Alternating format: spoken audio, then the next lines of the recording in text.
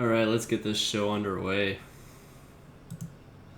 Hi, my name is Brendan, and this is Accidental Origin, your weekly writing web show. How's everyone doing today? I'm doing good. Things are good. Things are good. Making a lot of progress.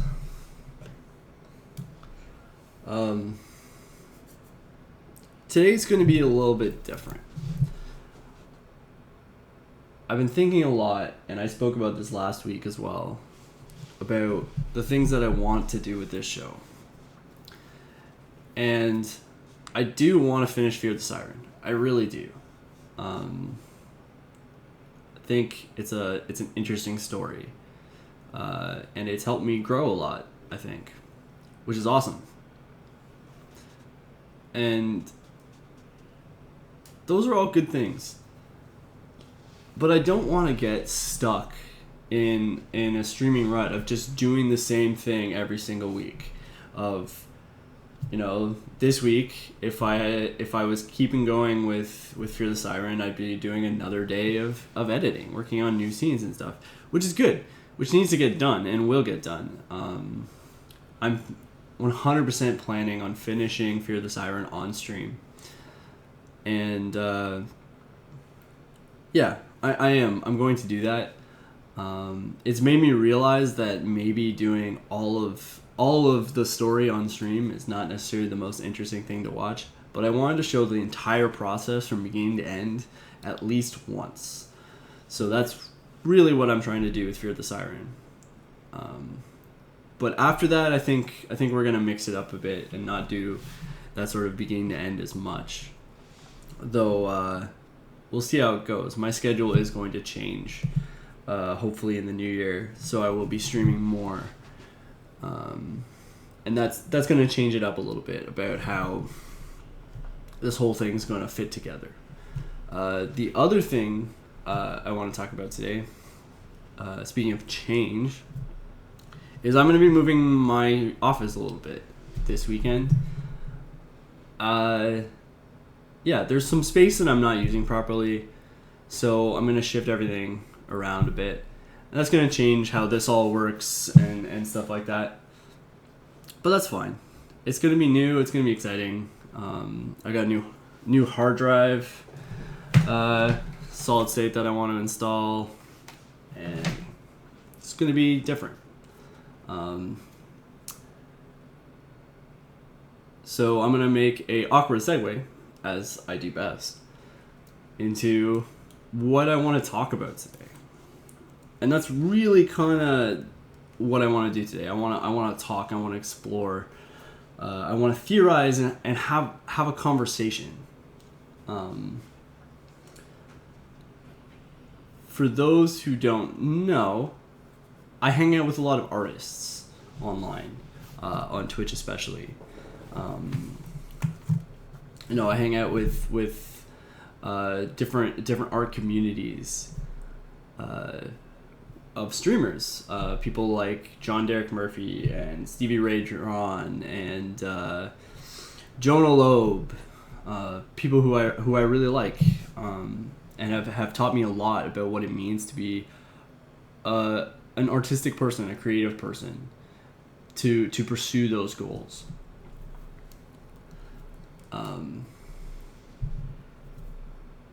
So yeah, I hang out with artists a lot, and that's awesome. It's awesome to surround yourself with people who live the same life that you live, who do the things that you do, to a certain extent anyway. I mean, I'm a writer. I hang out in a couple writing communities, but I also hang out in a lot of visual art communities. I think there's a lot that we can learn as writers that translates from art, from music, from drama. There's a lot of overlap. And I think updating our process and working on our creativity through those mediums really can help us grow as creative people. So, on that note, on Adobe the other night, Derek, and excuse me if I'm misquoting this this anecdote, because I wasn't actually there, so I'm hearing it kind of secondhand. But I was there at the end, sort of thing. I was actually watching a baseball game at the time, and things happened. Anyway, the gist is that Derek asked me what, like, how do I get past that blank page? How do I have an original idea?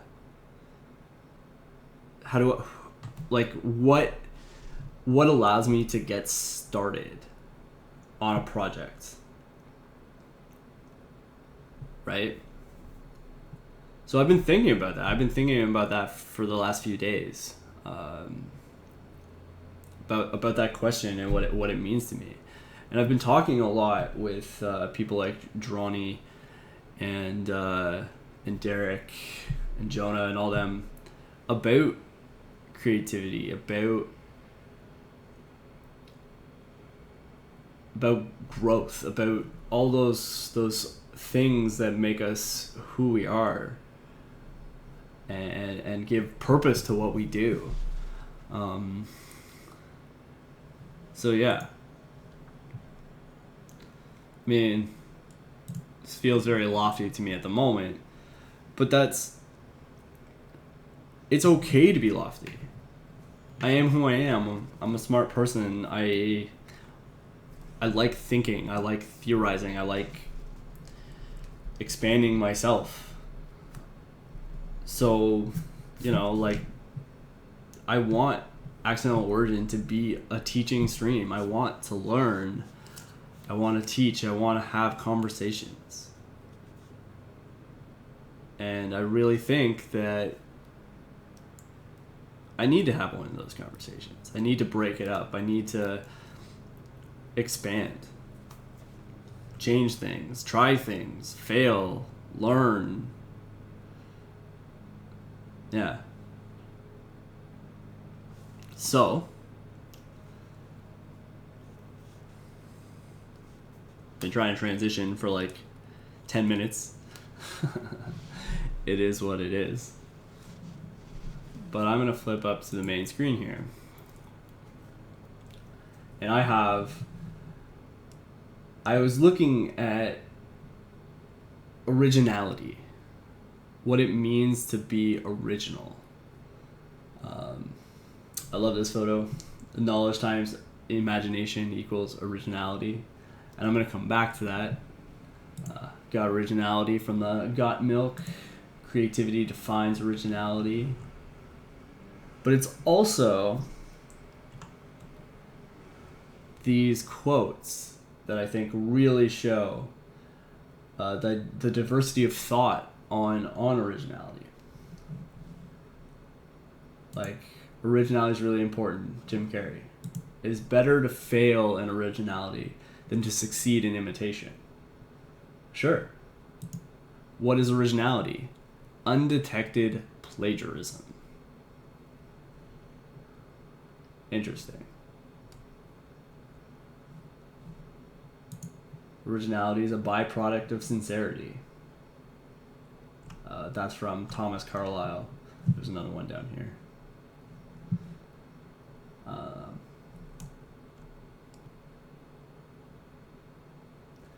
Start the thing only you can start. Thomas W. Higginson. Originality is simply a pair of fresh eyes.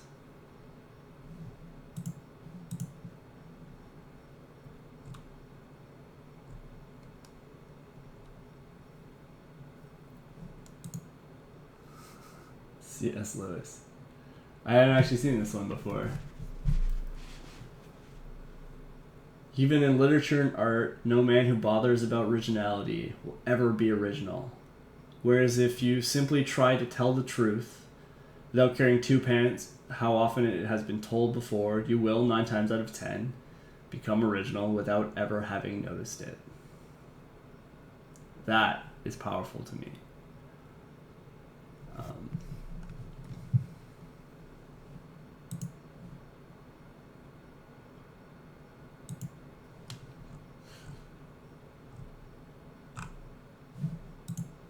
That one's interesting. Originality is the art of hiding your source.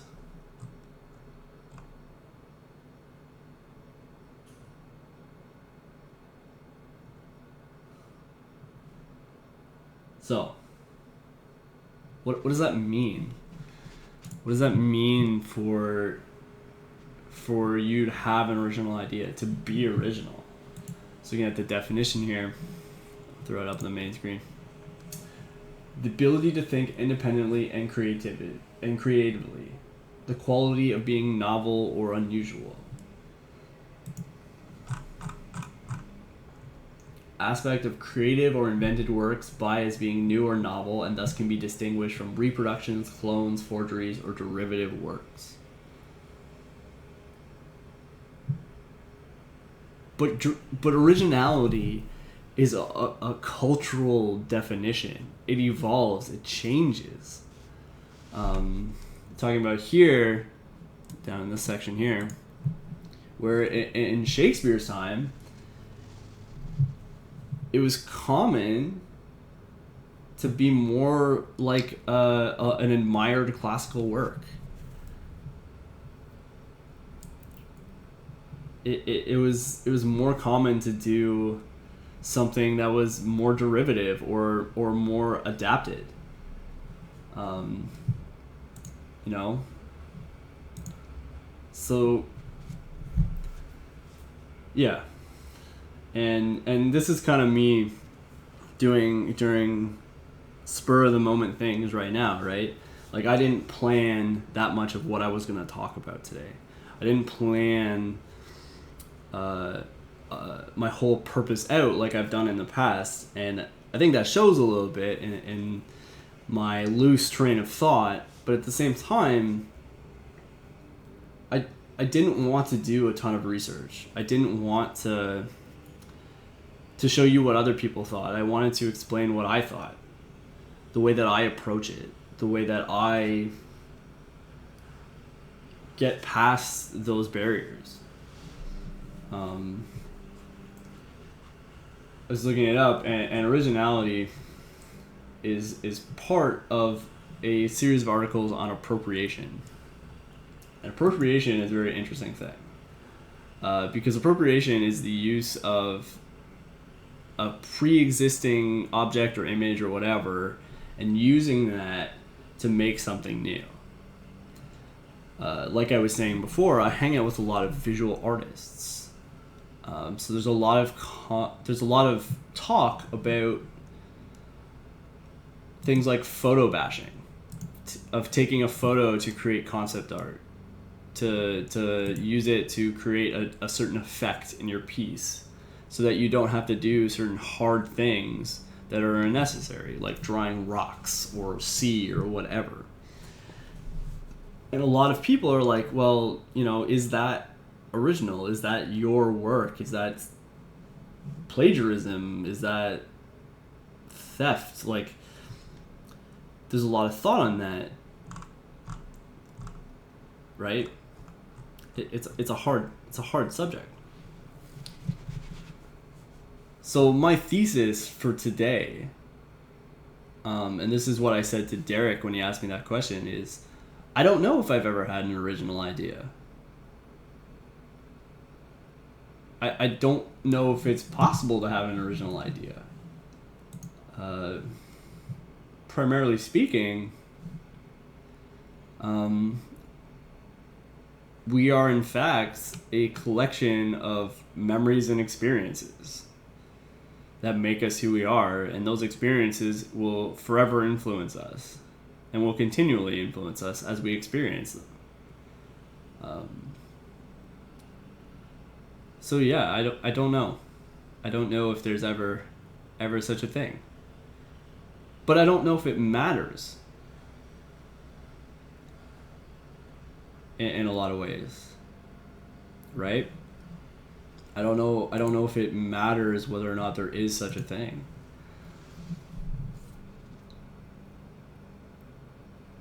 So yeah.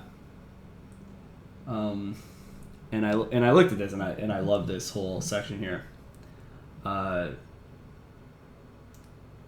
it talks about things like artistic inspiration,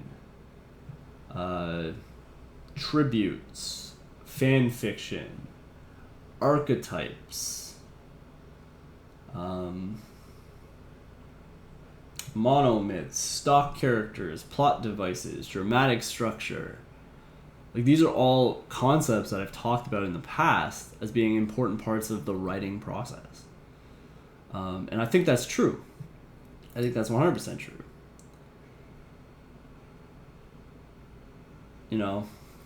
It's weird, right? It's weird to think about ourselves as being unoriginal or uncreative.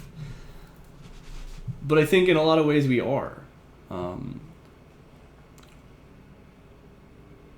For me, personally, and the reason why I say I've never really had an original idea ever is that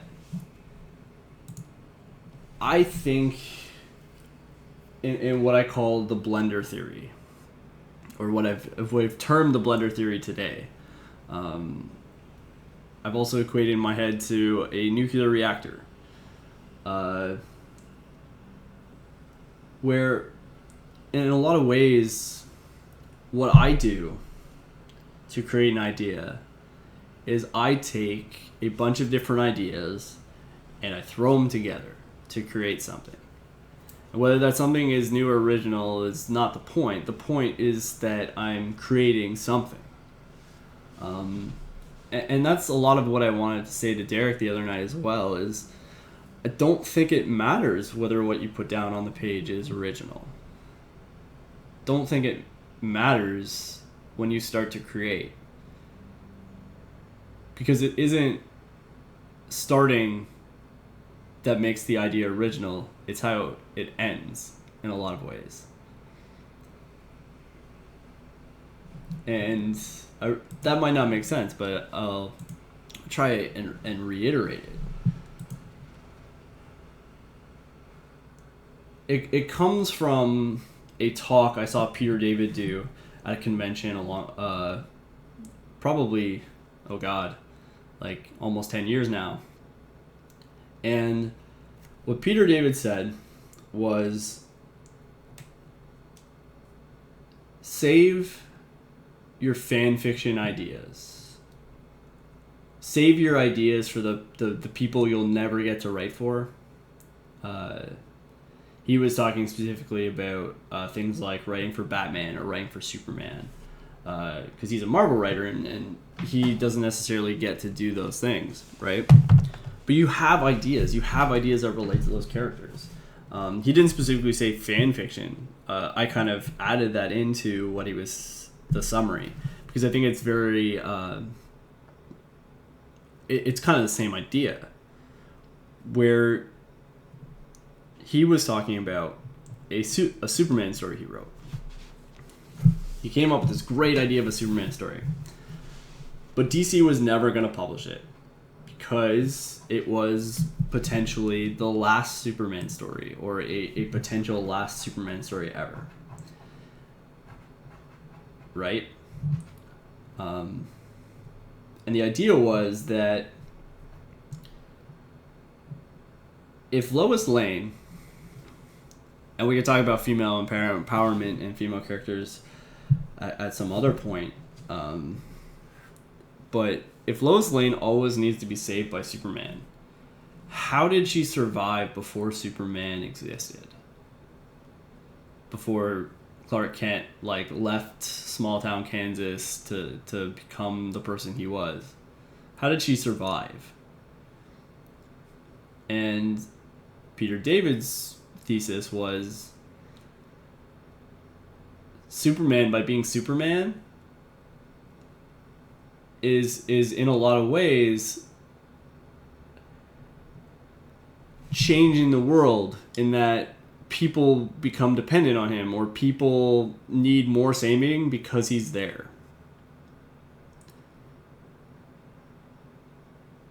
Right? It's the escalation factor, where Batman creates the Joker by accident, but the Joker is a response to Batman. And that sounded weird, but it's that thing of escalation.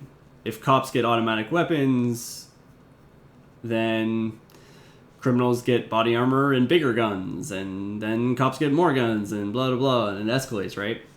I think in a lot of ways, superheroes are the same way, right? So, my point is that DC wasn't going to publish... Well, my point is the story. DC wasn't going to publish the story, that this idea that Peter David came up with, so he changed it. He wrote it and published it in a science fiction magazine as a short story.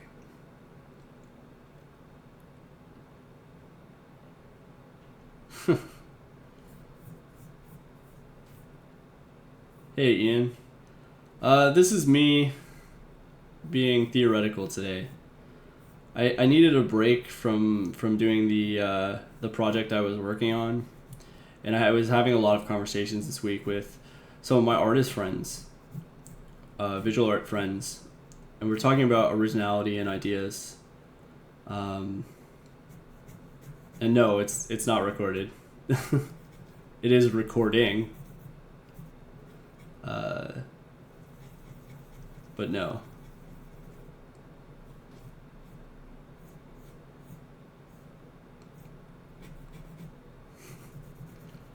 I'm talking to whoever's listening, I guess.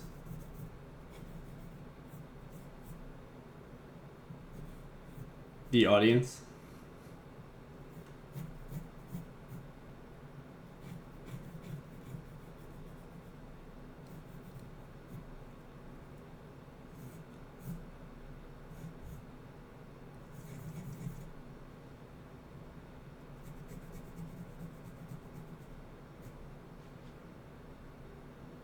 Yeah, pretty much.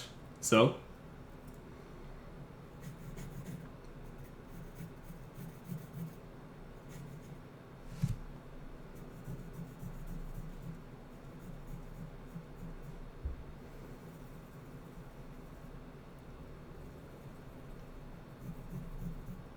So I don't get your point.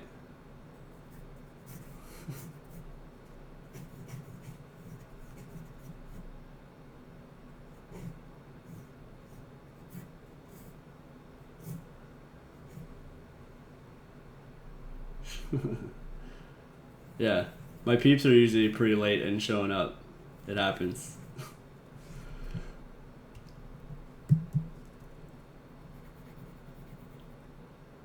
But yeah, so Peter David was telling this story about telling the story about the Superman idea he had, and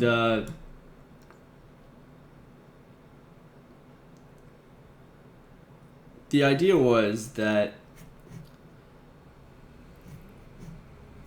you can create these stories for characters that you could never write for, and you can make them your own.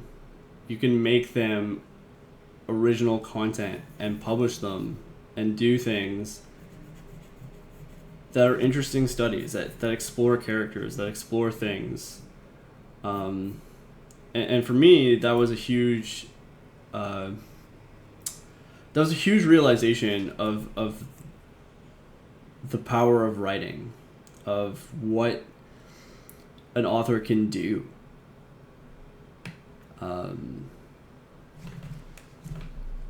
Yeah.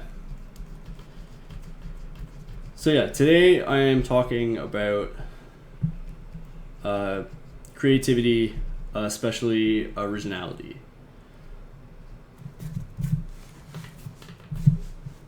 And yeah.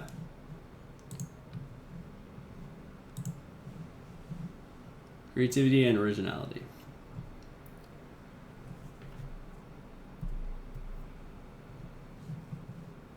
So, yeah.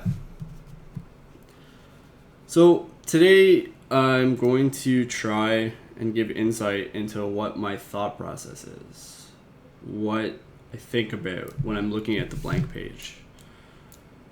Because I think it's important to discuss. People talk a lot about writer's block and the inability to start a story, to start a piece of art, to start doing a thing. Because they're worried that their idea isn't unique or their idea isn't interesting. You know what I mean?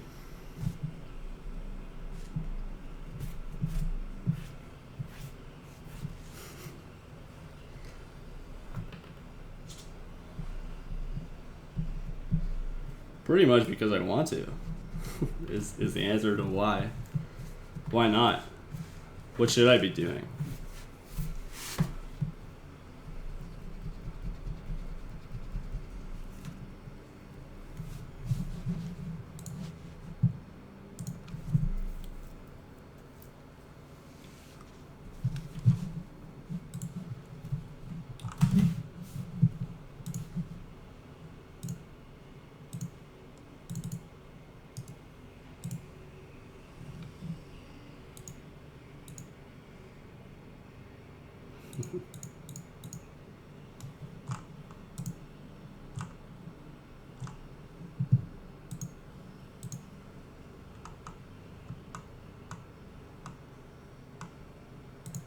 Sure.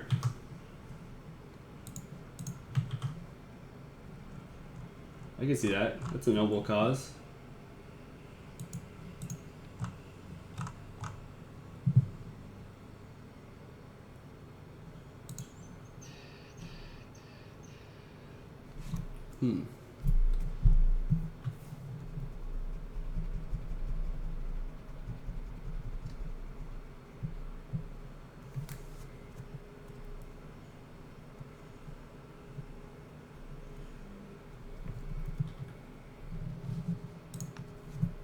So yeah, there's my blank page.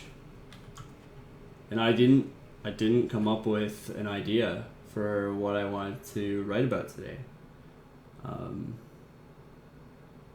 I wanted to show the organic nature of what this is, of this process.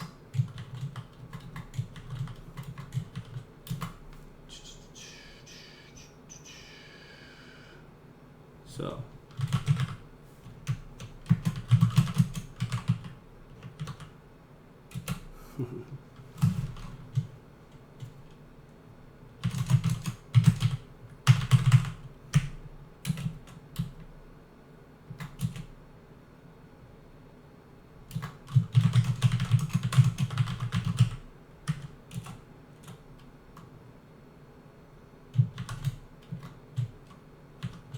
sure, I don't mind doing that.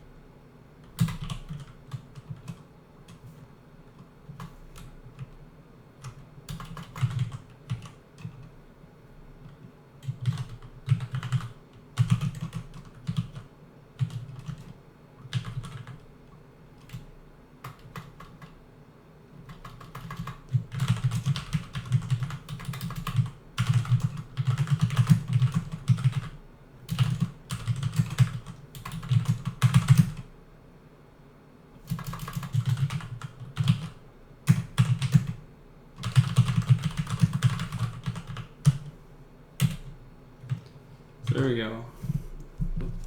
Don't need that. The African jungle was wet with human heat. Darren watched the children stumble through the trees. Gunfire erupted behind them. The soldiers weren't as far off as Darren had originally thought. Who said they were child soldiers? I didn't say they were child soldiers.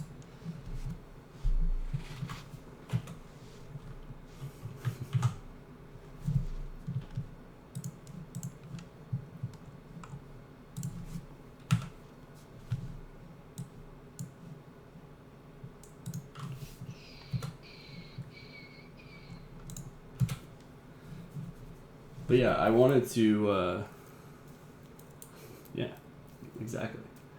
I wanted to do a series of these, of different, just putting things down on the page.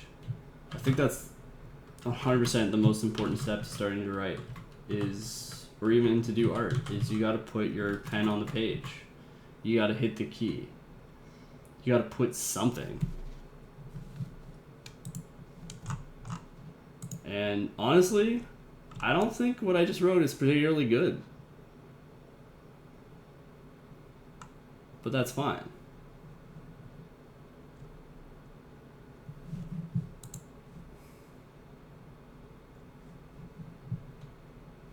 You don't know that. You don't know that at all. You don't know where it takes place.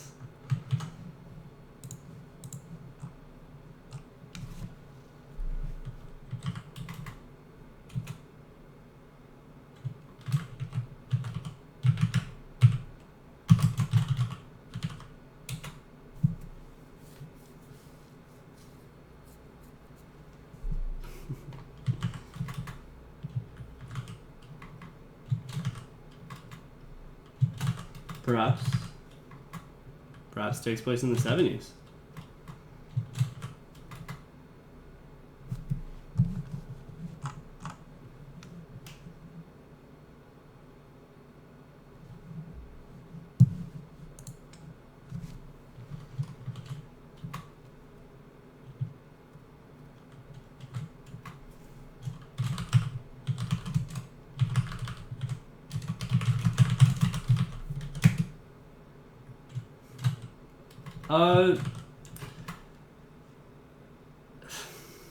That's a hard question, Taz. And the short answer is yes. The long answer is not really. Okay, fine. I'll just save it.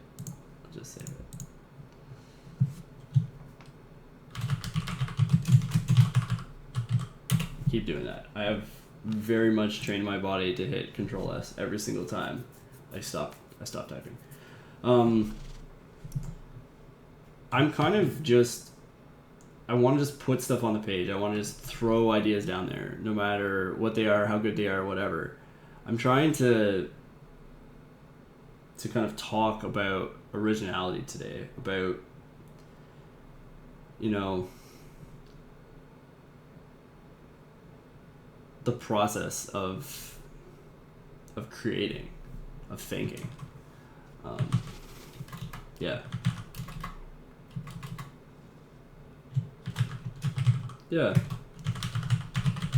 I've been talking, well, I've said this a few times now, but I've been talking a lot with my visual artist friends, and they were asking me, you know, how do I sit down at the blank page? How do I come up with something original?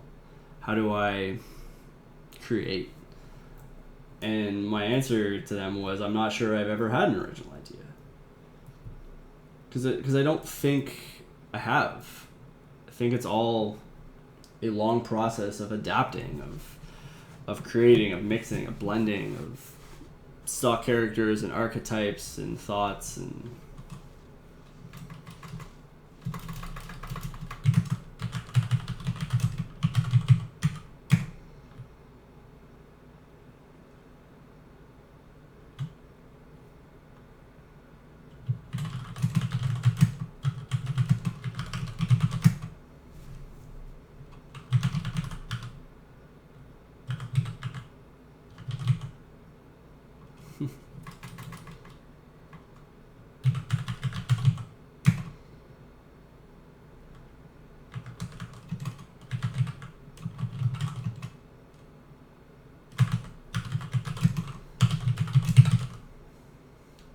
I'm not trying to be good with the names. I'm just trying to put something down.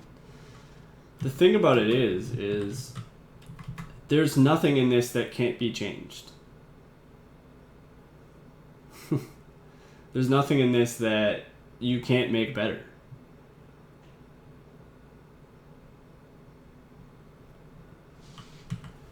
But yeah, exactly, Taz. A spontaneous splash of ink on the page. Yeah, just get something down.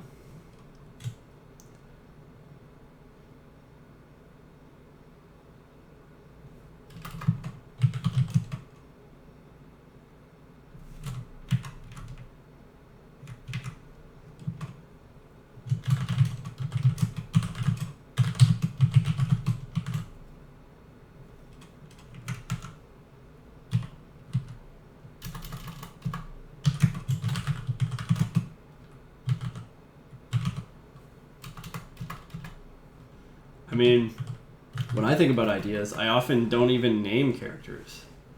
I think about them in terms of who they are and what they do and what they are in the story. Like the main character, or like the villain, or things like that. Of like the soldier, or the musician, or whatever.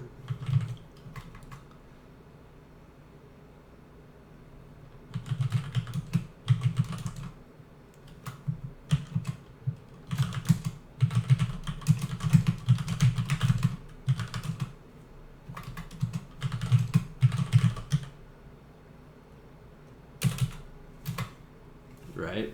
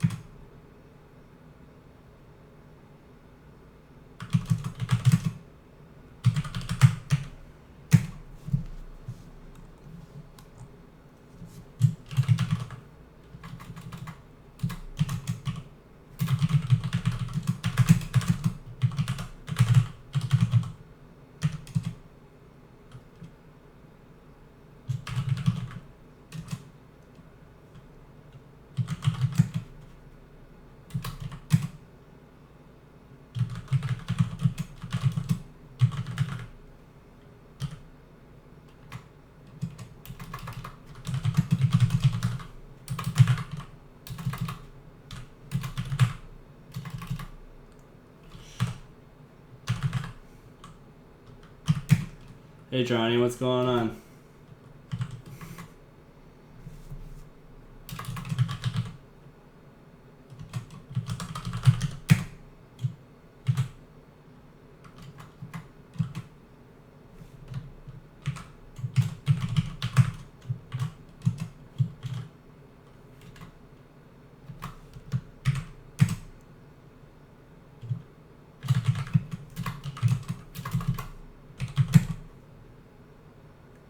Well, for sure, and like, I'm not trying to really push the language. I'm just trying to put my thought down, no matter how cliche or silly it is. Because I agree with you. I don't like like smashing it to smithereens is a super done phrase. That's not the point. The point is to put the idea down. Because, like I said, you can always make it better.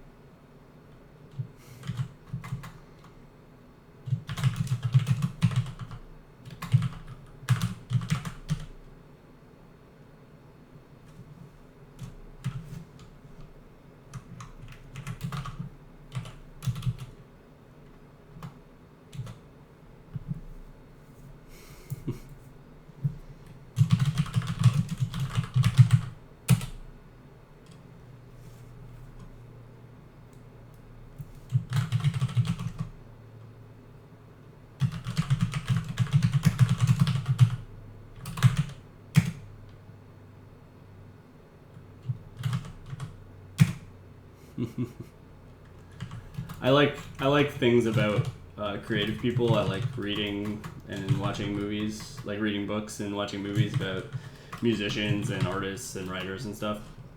So yeah, I really like that kind of thing.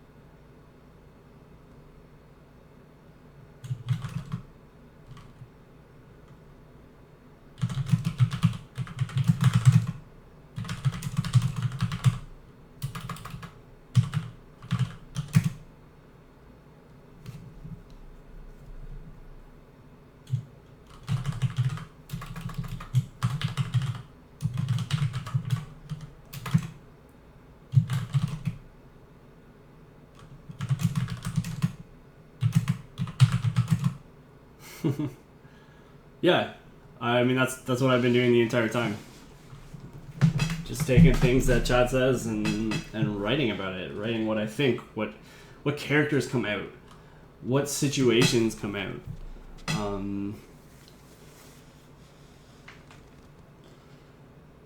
Like just and even a little bit further than that, of thinking of what's the typical thing, like what's the typical story moment of that.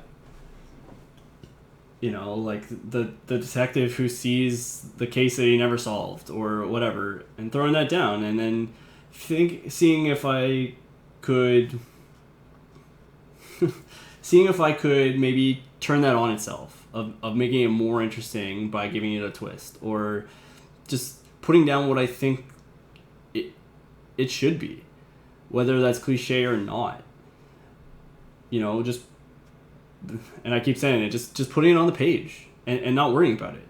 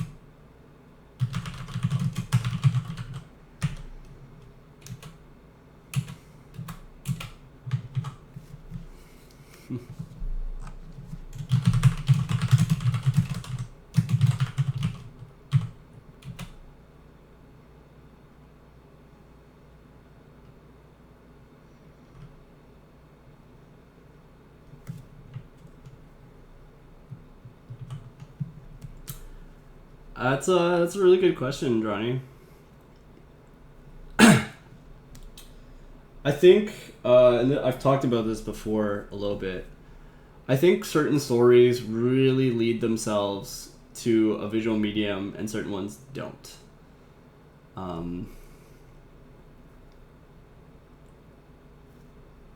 and I think being able to judge that is an important skill of sorts. I've definitely thought of adapting certain things to be a comic or all that, but generally I have a straightforward idea of what medium I want to do what in. It depends. It depends. I feel like when I work on movie scripts or TV stuff or whatever, and that's what I studied in school was screenwriting. I think that stuff lends itself really well to comics. Again, because it's a visual medium. It's a visual way of telling a story. Whereas a lot of the stuff I work on in novels and short stories and all that tends to be better for that medium. It explores more inner thoughts. It explores a little bit deeper below the surface. It's not as visual.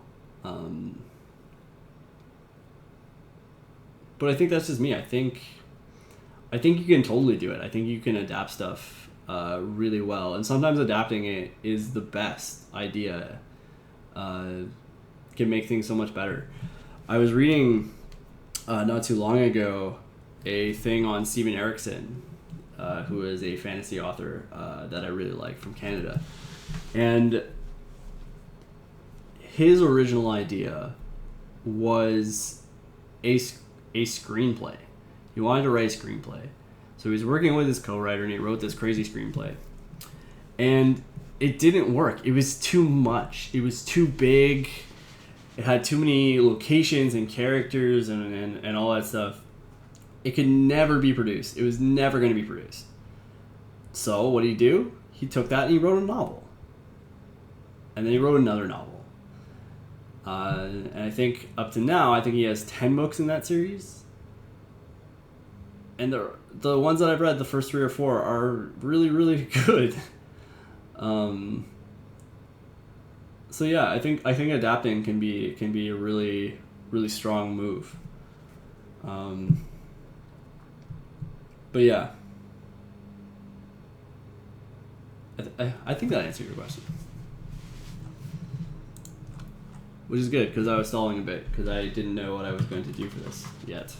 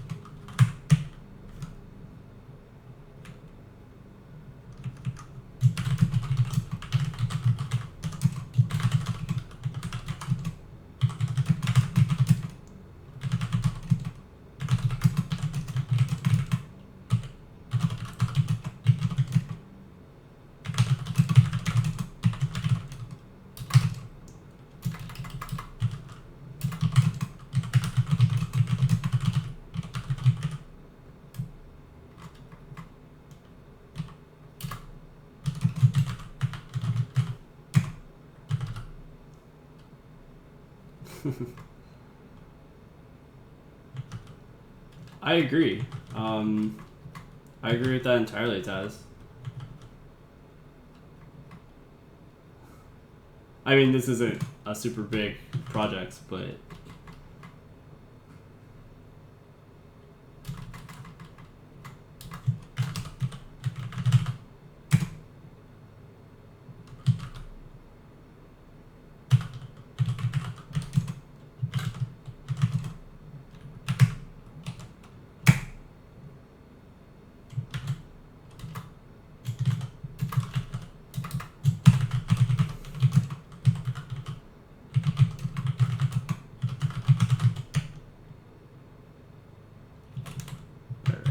okay. So it's 1 o'clock. I'm gonna take a 5 minute break, go get some water and some stuff. But we'll be back, and we'll do more of this stuff. I'm enjoying this. I'm enjoying the silliness and whatever.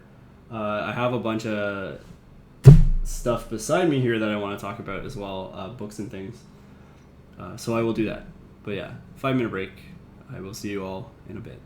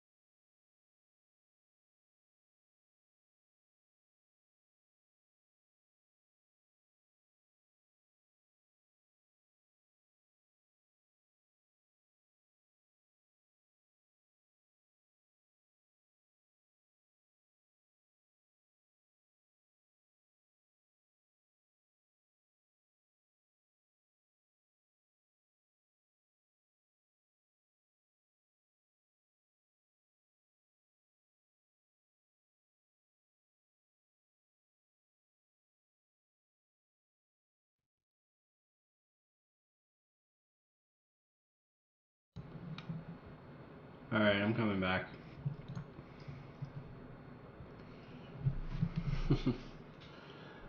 Yeah, I know exactly what you mean, Taz. It is a small writers community, but I think it's growing. I think it's growing fairly rapidly, as far as communities on Twitch go.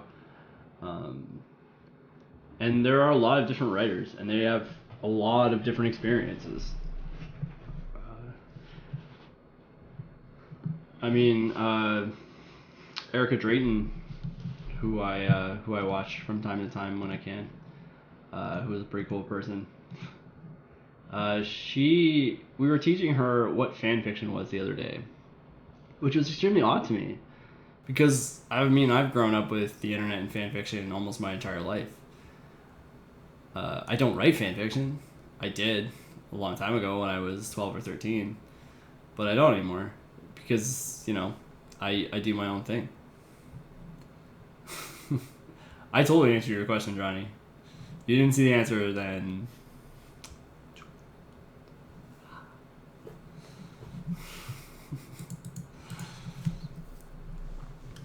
But yeah, there's a lot of really cool people. Yeah. Oh, thanks, Ryan. Thank you for that. I appreciate that. Way to live up to your sword.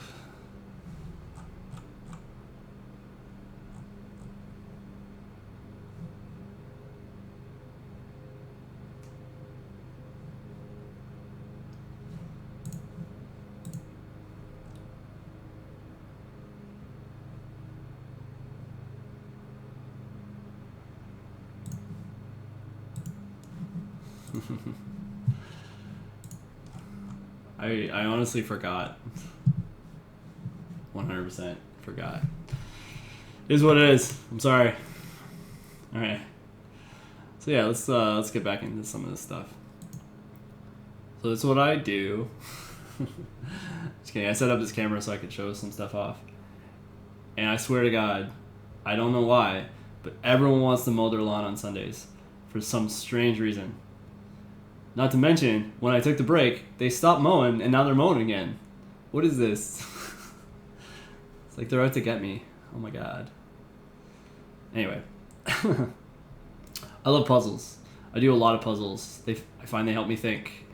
So I do puzzles. I was doing puzzles this morning, and I kept this here because I wanted to show you that you can use things that aren't necessarily creative, or that you wouldn't consider necessarily creative, to push your work, to push your thought process. I love puzzles. I do tons of crosswords, lots of Sudokus. This is a Kankuro / Killer Sudoku. It's like a way harder version of Sudoku. But I like logic puzzles and all that kind of stuff.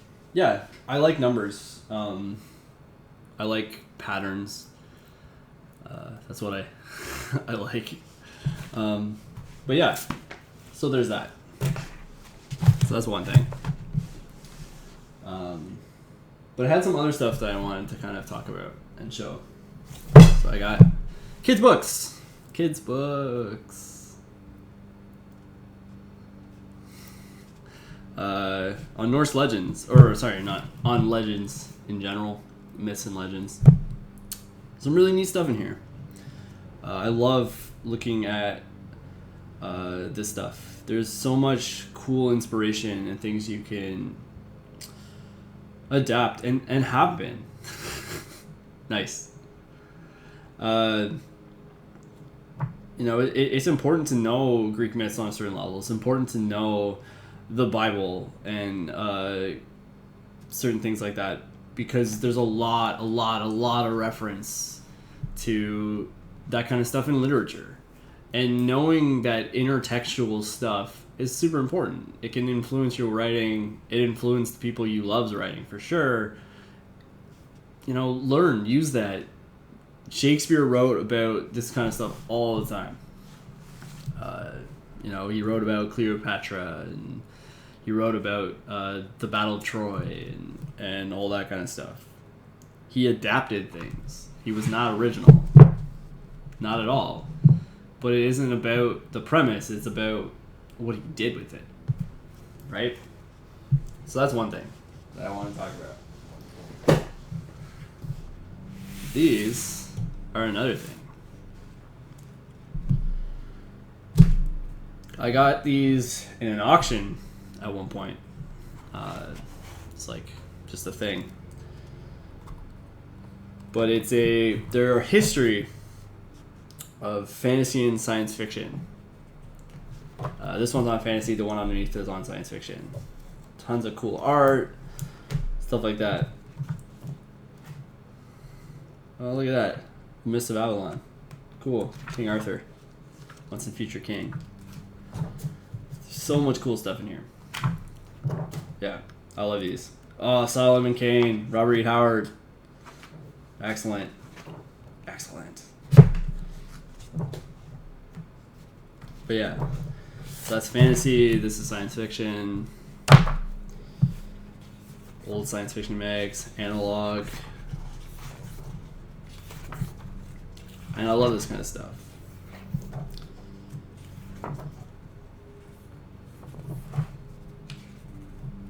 We work in a connected medium. Your writing doesn't exist by itself. It exists within a cultural context of writing and art and film and comics and whatever else, right? Battlefield Earth. West of Eden, nice. Arthur C. Clarke. Right? There's a whole context in which we write. And knowing where we came from is important. But knowing where our heroes came from is also important. Knowing our artistic lineage. There's so many things that have inspired us as a people. Things like that. I've talked about some of this stuff before, but how if I write science fiction and fantasy, Orson Scott Card. Love this book. I have 2 versions of it. It's fantastic. Your feelings on Orson Scott Card aside, I understand he has some interesting views that I don't agree with, but he's a great writer. I picked this up a while back. I haven't read it yet, other than like the intro, but damn, is it cool.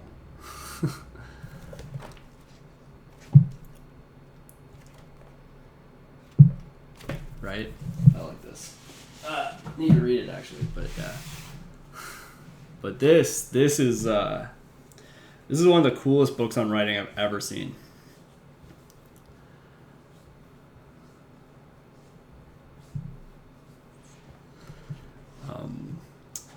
This book, the Wonder Book, is all about imagination. It's about exploring your imagination. It's about not being afraid of exploring, of doing things differently, of doing the same things in unique ways. And that's kind of one of the main points I've been trying to get across in this kind of talk about originality and talk about inspiration. Is that it's about not being afraid. It's about not being afraid of doing something the way other people do it, but it's also about not being afraid of doing it differently.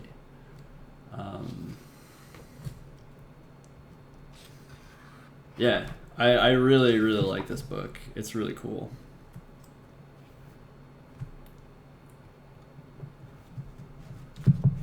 But yeah. So I can't say enough about this guy, but it is super, super cool. I haven't read any of his other stuff, but I assume it's also good. Because I've heard the Steampunk Bible is pretty cool as well.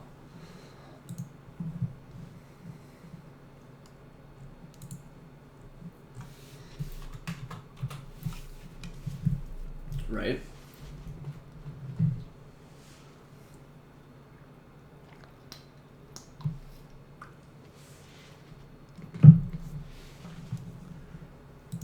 So in this sort of weird thought exploration, I want to talk a little bit about that. I'm a person who really does well with saying what's in my head, saying it out loud, using that to define it, to explore things. I don't just sit around thinking. Like, I need that sounding board of another audience, of a person, invisible or otherwise, whatever. I'm using this medium, this stream, to formulate my thoughts, to get everything that's in my head out there, so that I can form an opinion and hopefully inform others what I think, and have that help them. So yeah, that's what this episode is about. It's about exploration. It's about all kinds of things. That's really cool. I've heard the Steampunk Bible is neat. I'm not huge into steampunk. I like it. There's some cool stuff that I really like in it, but it's not 100% my favorite thing in the world.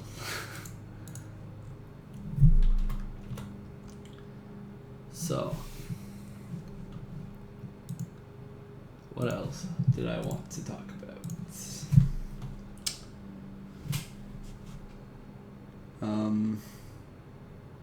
Yeah. I guess I also wanted to talk a little bit about writing resources. This is an issue of Writer's Digest magazine. It's the one I buy every year. I don't have a subscription to this magazine or anything. I do read it from time to time. But the one I buy every year is the 101 Best Websites for Writers. Because I like it. I really like the stuff that they offer in these issues. So I guess I'll go back to my screen here. But there's a lot of stuff on creativity and writing prompts and communities. Reddit made it this year. I was really shocked. It made me laugh, but it's kind of neat. Reddit's writing subreddit right here. But yeah, there's a lot of really neat places in here. So go talk to people, learn. Try things people tell you. Try things I tell you. Rah. I'm a streamer, you will do what I say. Rah. But yeah. Yeah, well, I agree with you. I think I don't read it all the time, mostly because I wonder if I spend too much time reading about how to write and not just writing. But their books on writing are very, very good. In fact, several of the ones I just showed you, including the Orson Scott Card Writing Science Fiction and Fantasy, and the book on monsters, are books from the Writer's Digest series of books on writing. I have a couple others as well.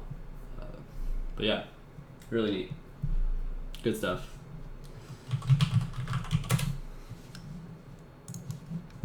So. Oh yeah, totally, Taz. That's an important part of what I was saying about the blender and all that stuff. Take things from other mediums, take things from other genres, influence your writing with them. The one I like I guess one of the most important ones to do that was Star Wars. Star Wars is a science fiction space opera, but it's really a fantasy movie, not a science fiction movie. Right? Like the way that it's presented and the way that universe works, it really is a fantasy movie. It's super influenced by that, and I think that makes it more interesting than if it was just a straight up science fiction. Blending all those pieces that inspired you really, really work, or can work if you do it right. And they can certainly make your work better.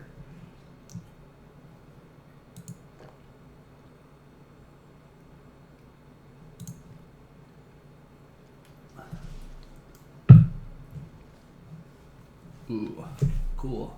Gadgets. So I went to Seven Sanctum. I love Seven Sanctum. Seven Sanctum often makes the 101 list. It's a place with random generators of all different kinds. I really like this place. It does so many cool things. Whoa, whoop. That was wrong. Here we go. So I have a list of gadgets here. I'm going to do probably like one or two. And in the effort of not being super judgy about ideas, I'm just going to pick the first two.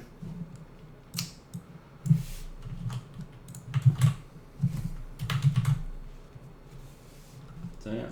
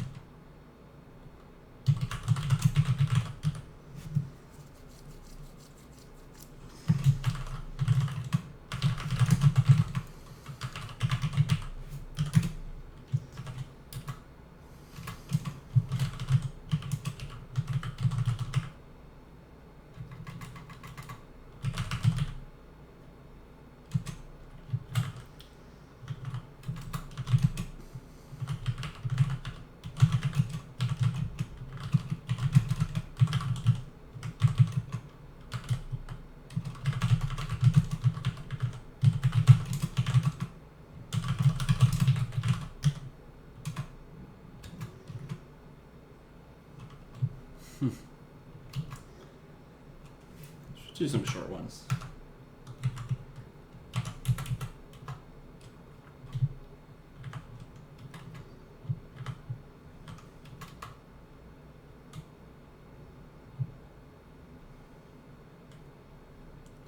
Keep wanting to write names that start with B. It's really weird.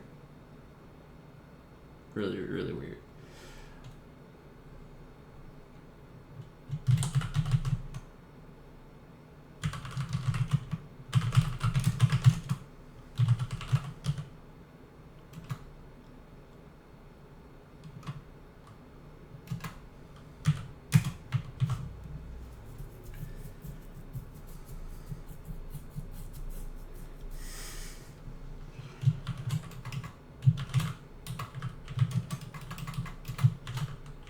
I don't want to pitch them, Johnny.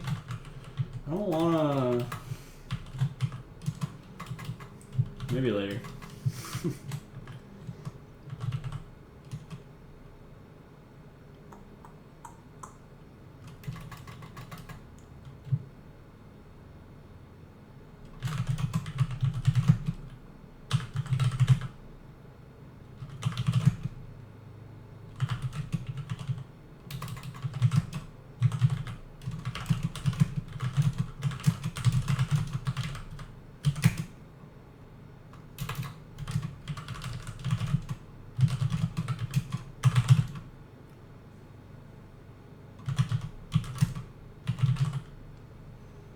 I will.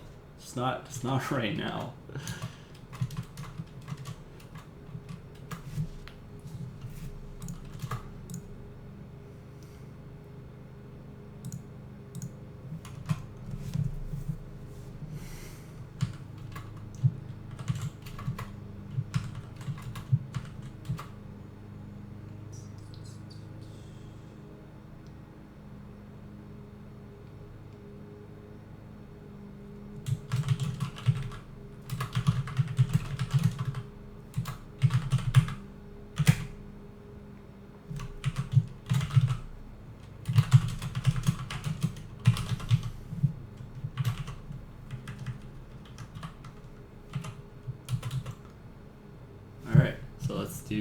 Let's do a couple others. Let's go to another random generator.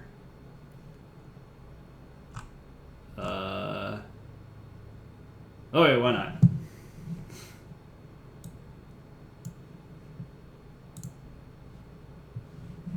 Sure, if you want. I don't mind.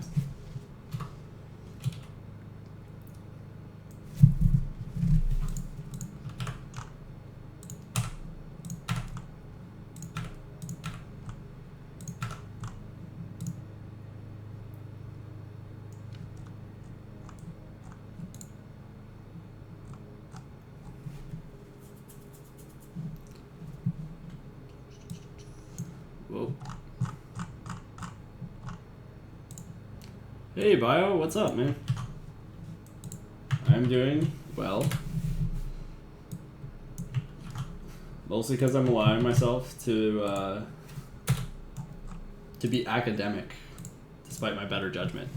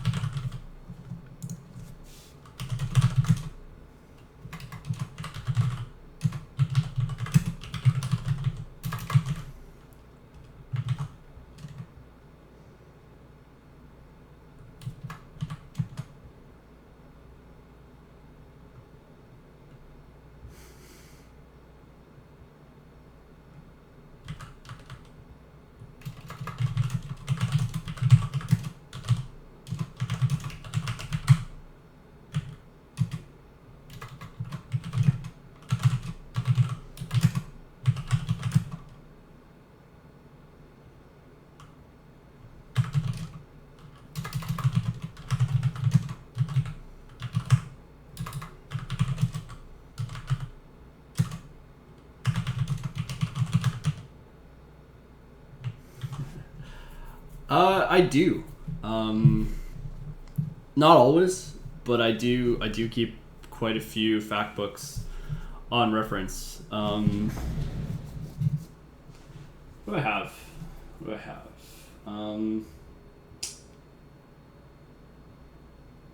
Well, I love books on mythology, so I have tons of that stuff. But I have... What do I have?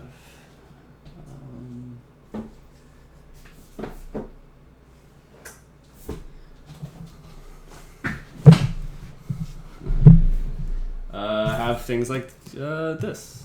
Let's go to here again. It's like this, or that.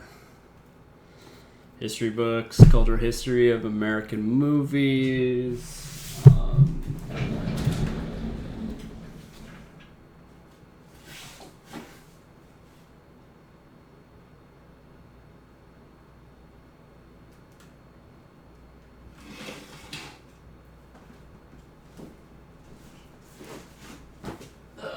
Just pulling out some stuff that I keep around.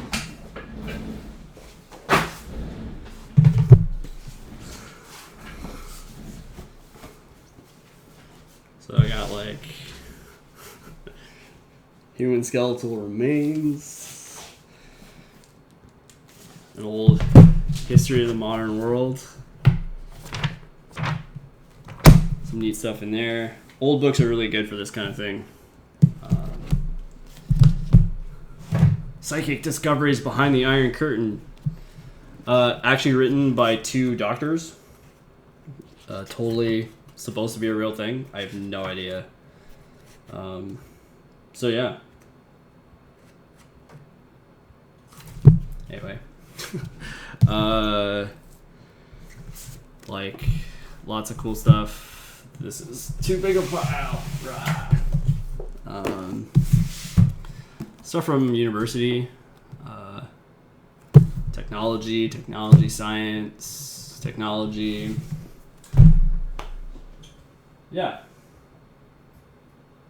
I mean, I have books on geography, languages, art, anthropology, martial arts, science, psychology.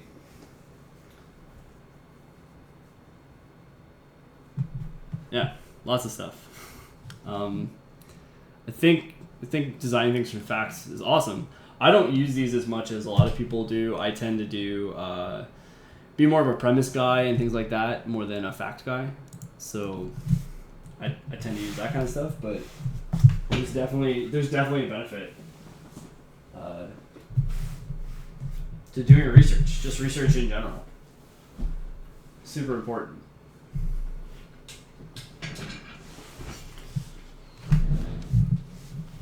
I have not read that, no. I've never even heard of it.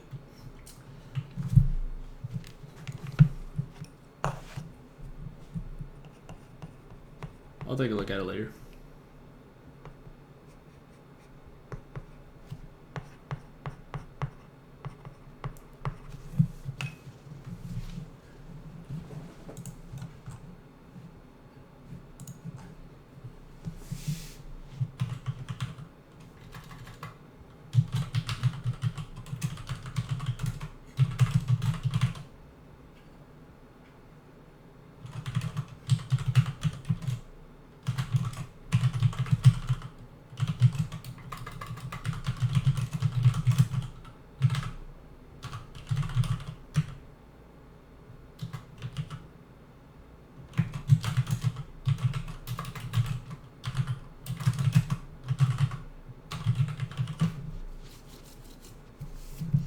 For sure. And where you get your inspiration from doesn't matter.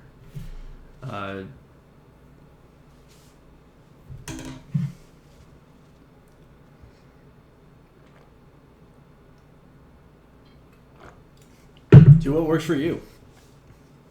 Do whatever works for you.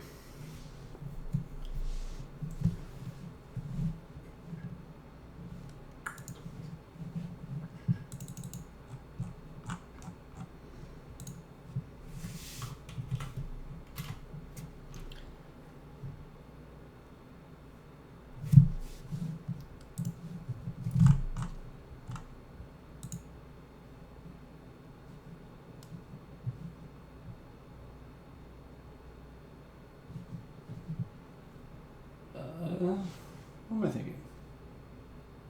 What am I thinking? There was something I was thinking, and I can't remember what it is. Oh well, what else is new? Yeah.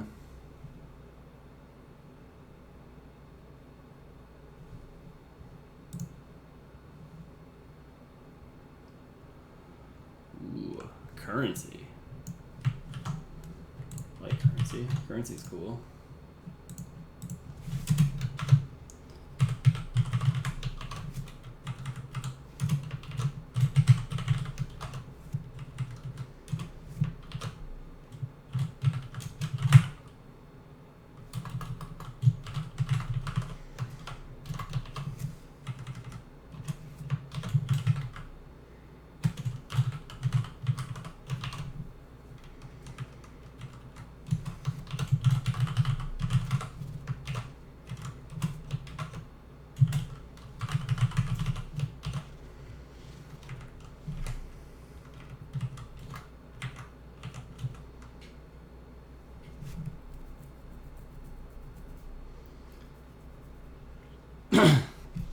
Excuse me. All right.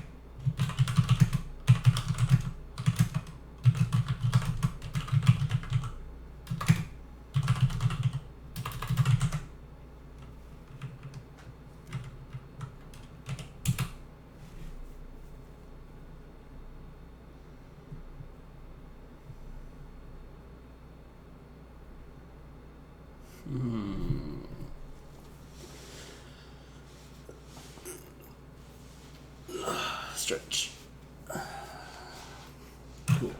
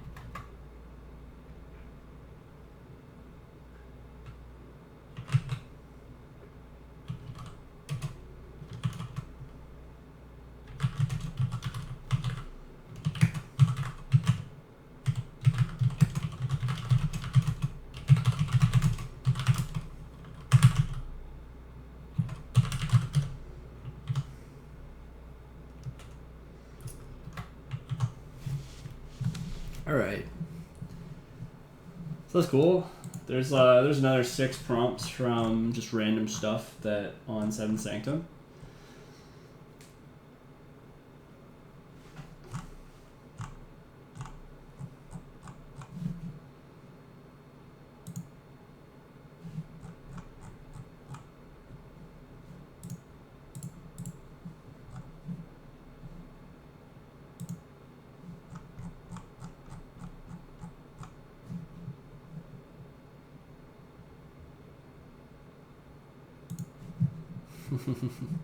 Yeah, I actually am pretty happy with them.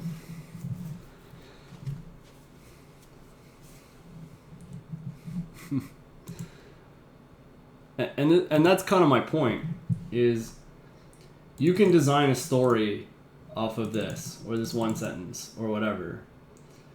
It's... You have to put something down on the page, or... like...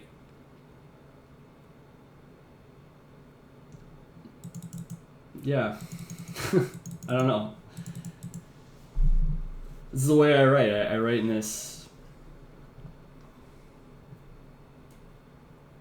like mindset of just put something down, and then you can put something else down, you can put something else down, and build a story.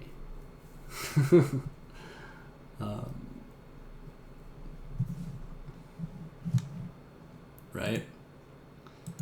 And maybe that's just me, but it's the way I think about it, for sure.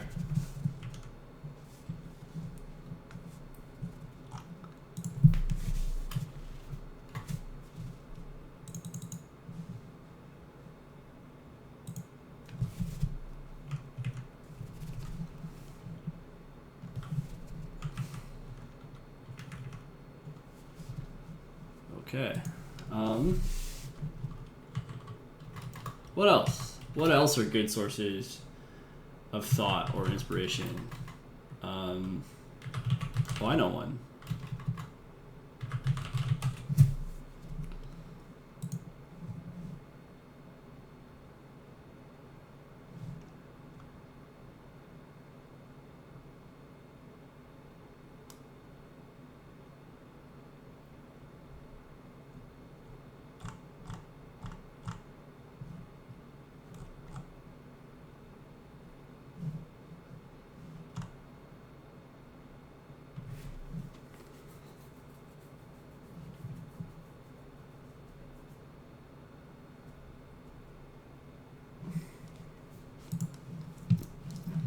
Here you go.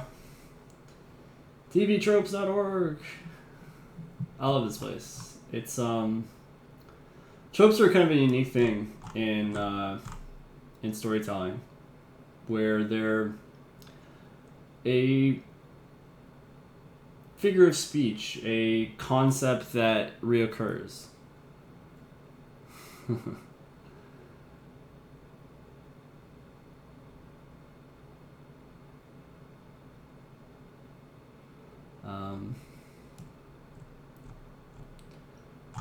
So yeah, it's really cool. I don't know. I had a thought. People are sending me stuff.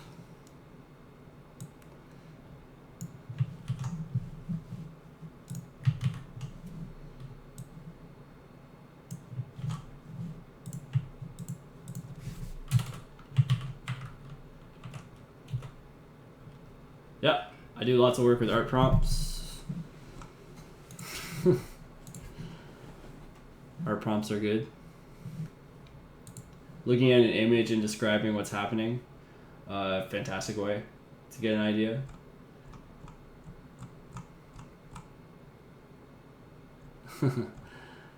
Thanks, man. I appreciate that.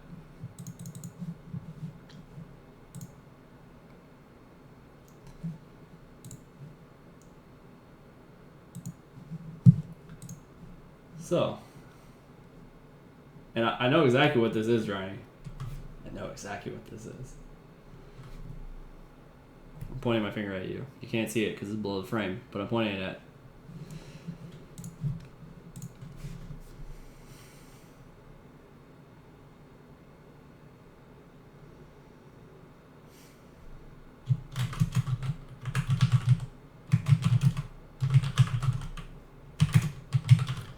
Have I ever used songs as prompt? Yes, I have.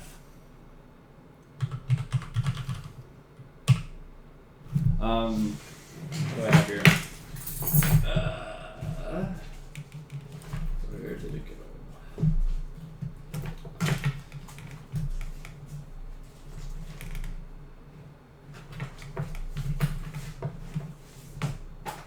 Oops. Ah, here we go. This guy. Boom. This is a story that I designed. I didn't really write it, but I planned it based on a folk album.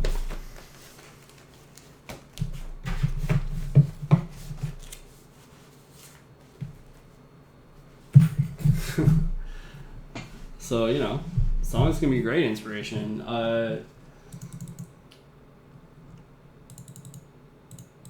Yeah. That's my entire thought about that. Songs are a great inspiration.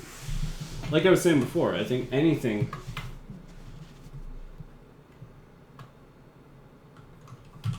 can be an inspiration.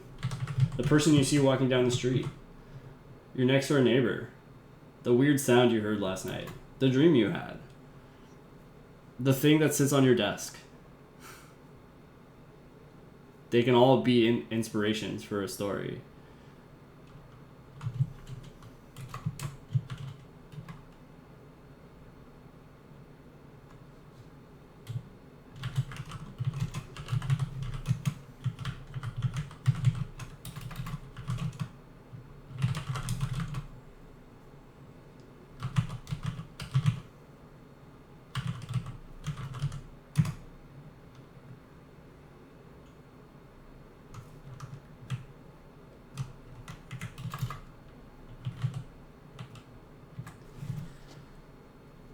Not to harp too much on it, there's a whole section of fan fiction called Songfics, which is entirely based on that concept of using a song as inspiration.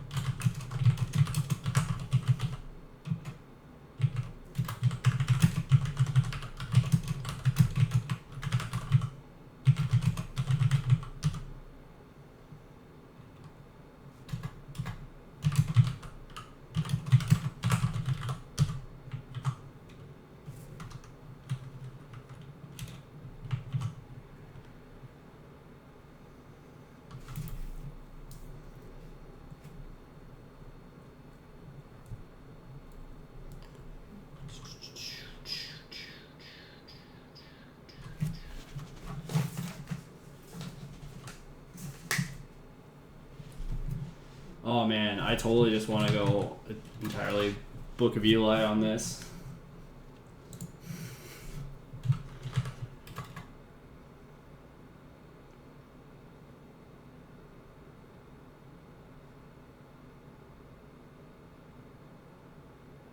No, let's go the exact opposite. I got an idea.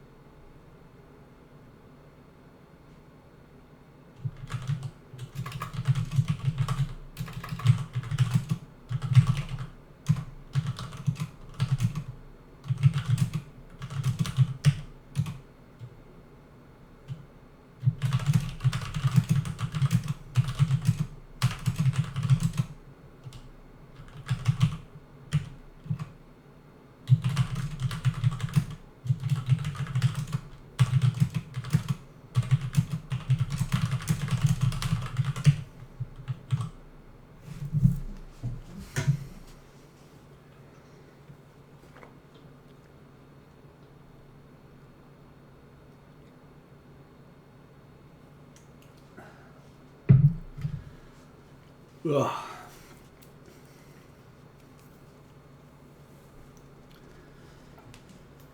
So I mean, for me, this is like one part Book of Eli, one part 1984, one part Papers, Please.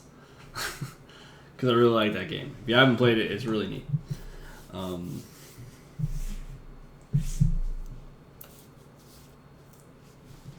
But yeah, these are things that, like, I'm trying my best not to think. I'm trying my best just to put something out there, let my subconscious do the work.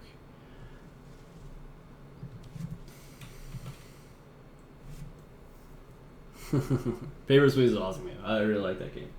You mean V for Vendetta, or do you mean a movie called V?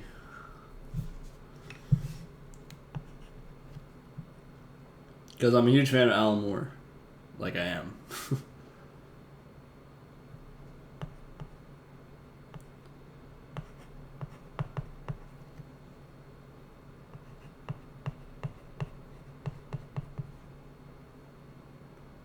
Yeah, that's what I thought.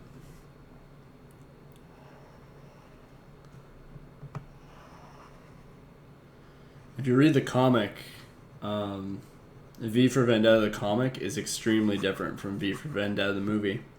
I consider them both good, actually. They're just different. They have a different. They have a different theme. A lot of the stuff, like a lot of the plot, is the same, but thematically they're very different, and it's very interesting. It's super interesting to me as a writer. How the theme really changes those two changes the movie from the comic.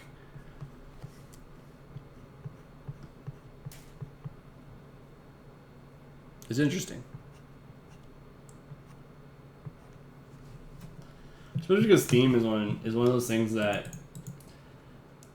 I don't want to say it gets tossed to the wayside, but it's one of those things that we don't necessarily spend as much time on compared to other things like plot or character.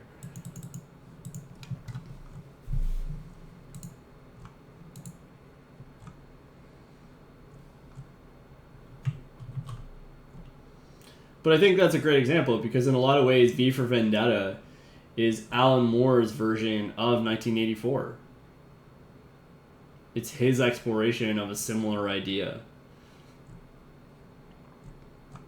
And Alan Moore does that a lot. A lot of his stuff, I'm thinking of things like Lost Girls or The League of Extraordinary Gentlemen. Promethea, to a certain extent. Tom Strong. Alan Moore spends a lot of time like studying his subject, of appropriating, of adapting, of showing us those other things, that blending, you know what I mean? Like in League of Extraordinary Gentlemen, he does it literally. He takes characters, copyright-free characters, and writes them together, puts them on the team. He did a book, a comic series called 1965? Is that what it's called? I have to look at it.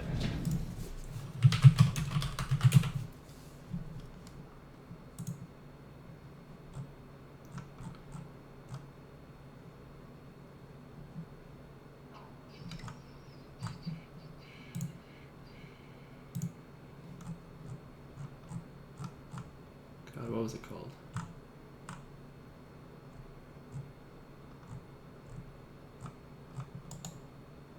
Can't remember now. Go up here. Come on.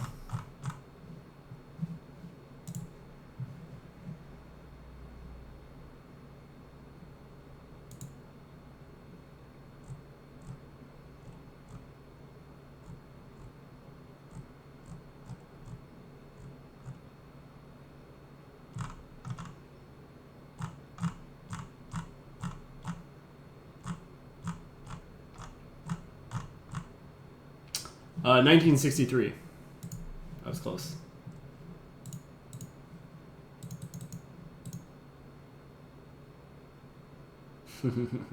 Alan Moore hates all movies made of his works in general, which is maybe fair, but you know he does. He hates all of them by default, and asks for his name to be removed as much as possible.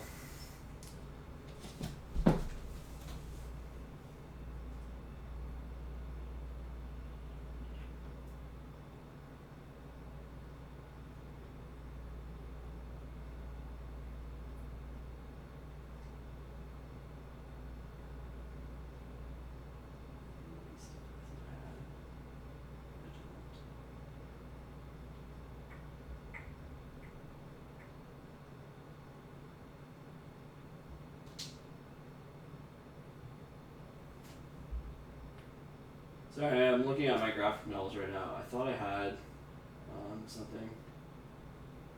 I guess I don't, which is too bad because it's awesome.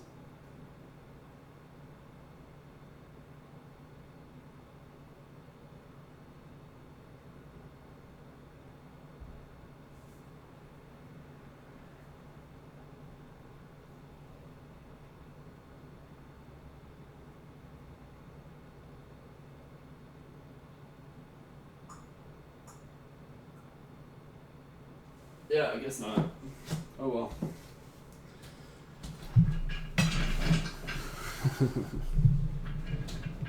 But that's my point. Is Alan Moore does that a lot. He's very good at analyzing and blending.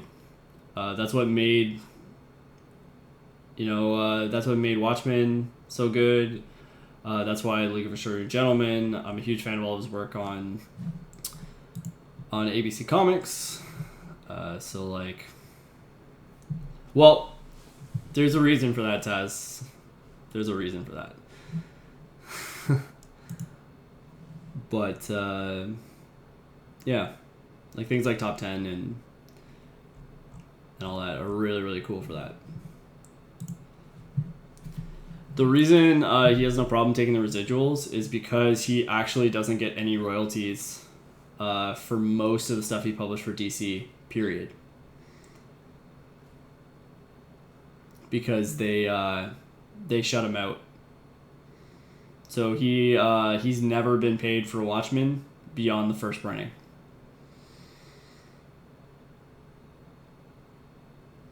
A book that they reprint every year. Yeah. Which is why he abandoned his... he created ABC Comics, and it was published under then independent publisher Wildstorm, who were part of Image Comics. But when Jim Lee sold Wildstorm to DC, he stopped the imprint because he refuses to work with DC ever again.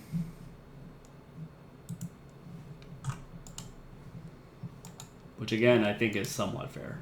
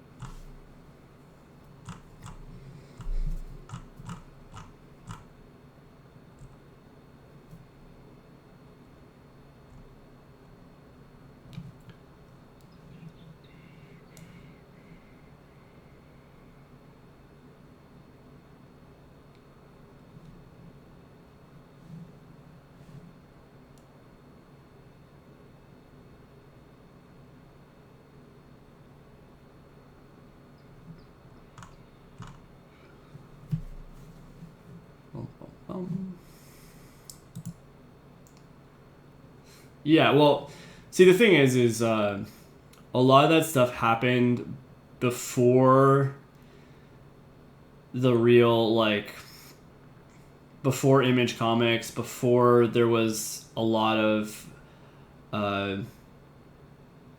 creator-owned stuff. Like, that's not as nearly as much of an issue as it used to be. Like, because of what happened to Alan Moore and because of Todd McFarlane and Neil Gaiman and a bunch of guys, there's a lot more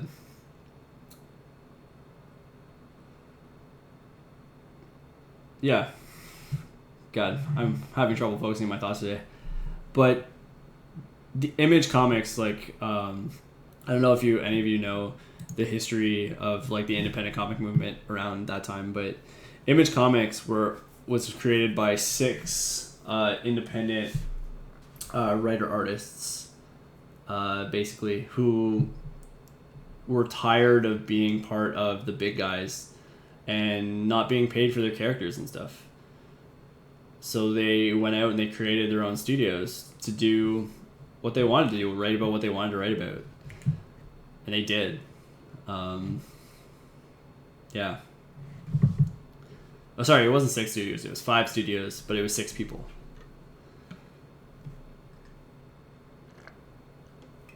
They fought. They fought hard for royalty rights and a lot of stuff.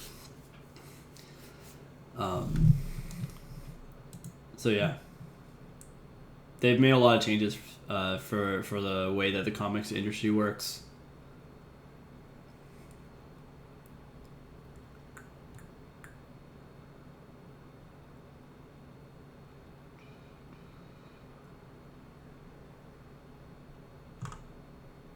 So yeah, it's just after 2:00, so I'm gonna take another break.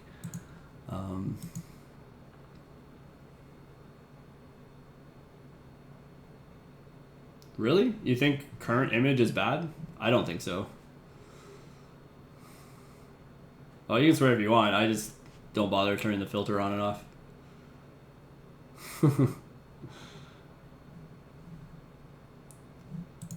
I wouldn't consider current image all that bad. They've had some really, really good stuff in the last couple of years.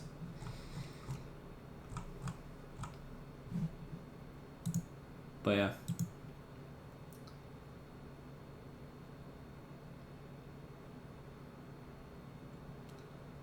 But they're still making the stuff they first made. Like, Savage Dragon is still being published, and Spawn is still being published, and some other stuff, you know? So, hard to say. Anyway, gonna take that break.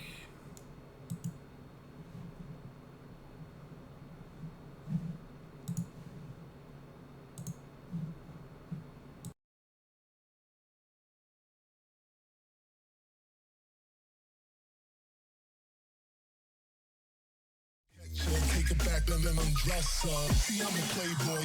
I'm a playboy. See, I'm a playboy. Playboy. See, I'm a playboy.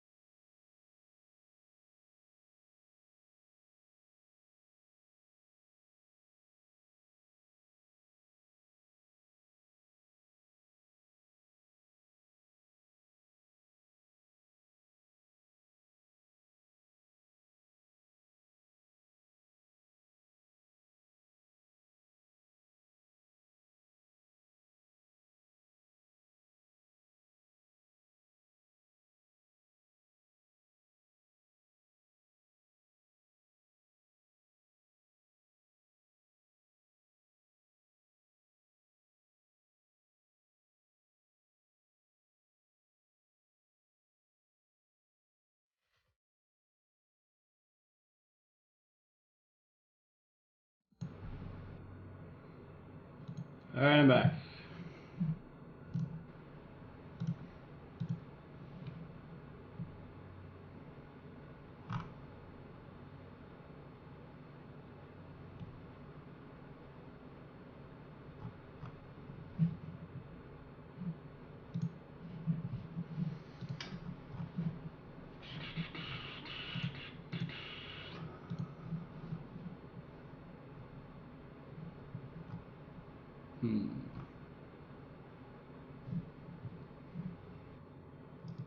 Alright, let's see if we can do at least 5 more.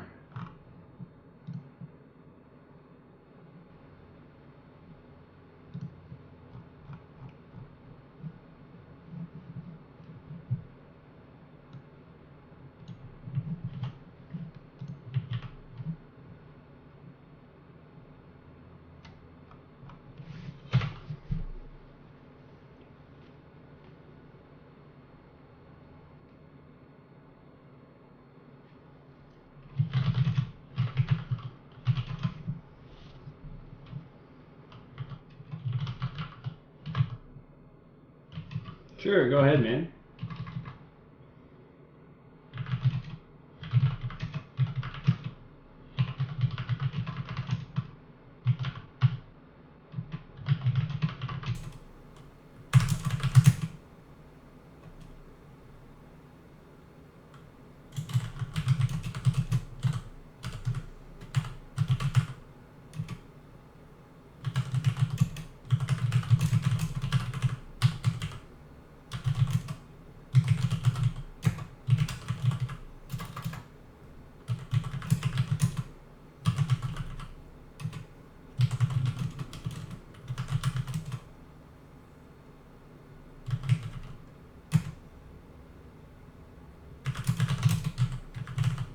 Sure, sounds good.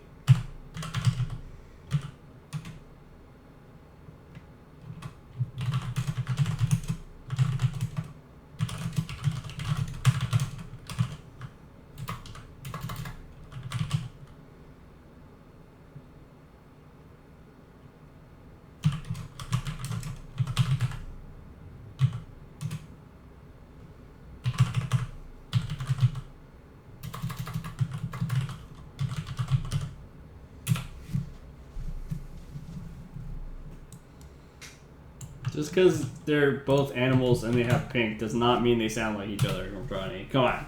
Come on. Stronger connections than that.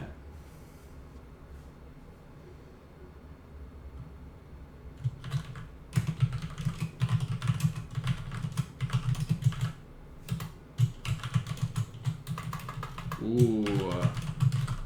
I got an idea.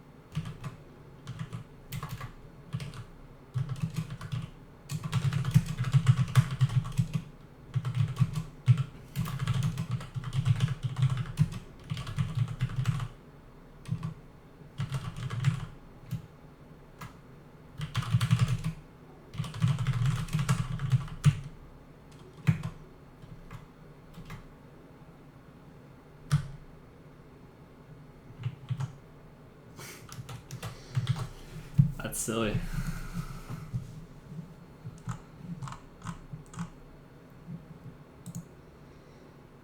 Yeah. So I was thinking Maltese Falcon.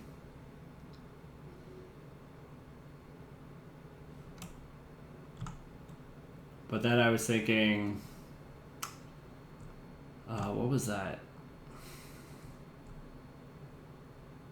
There was a comic I read that had a stuffed bear who was a cop. What was that?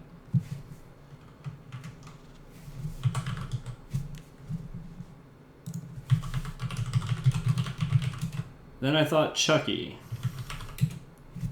And it kind of turned out a little bit, to be a little bit hack slash.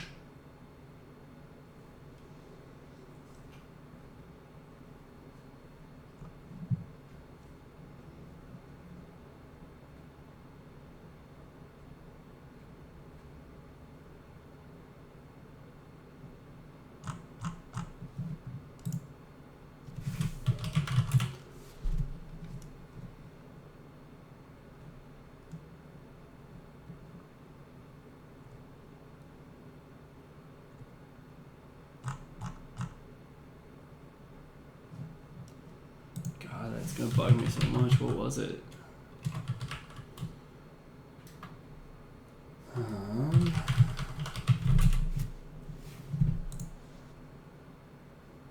No, it was a miniseries.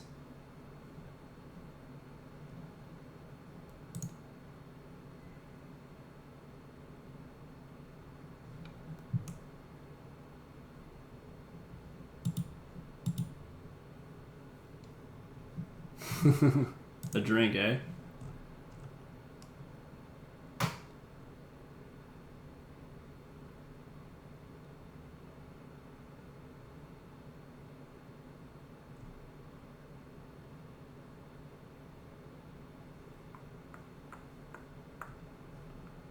What kind of drink was it going to be?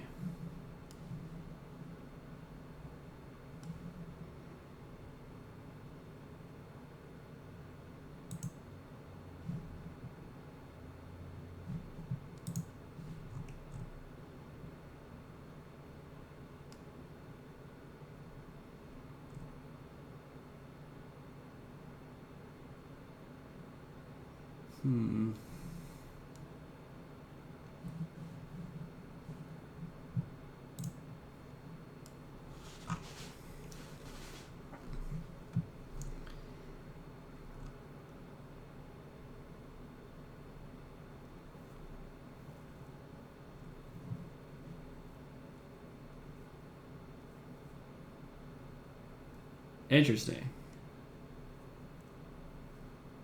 That sounds pretty neat, actually.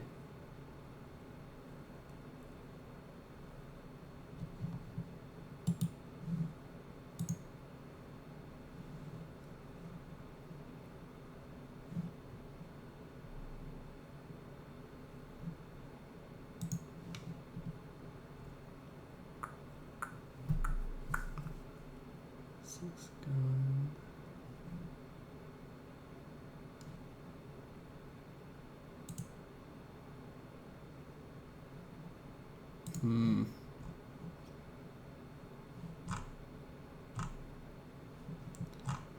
Yeah. Don't you hate that?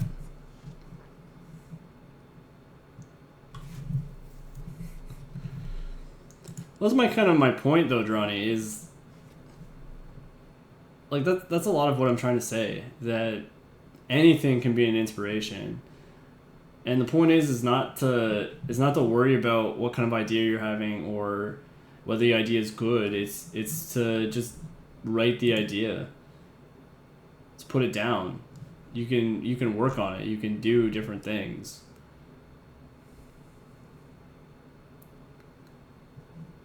Make it interesting.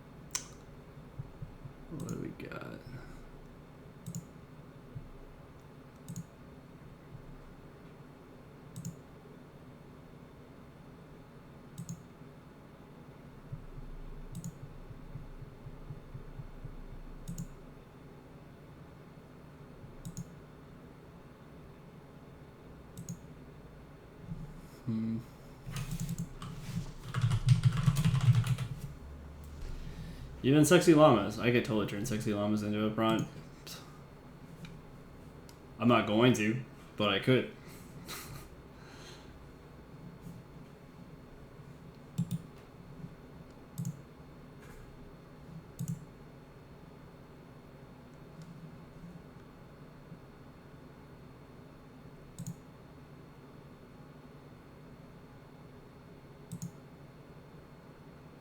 There are a surprising number of comics about teddy bears. Just for the record. Just for the record.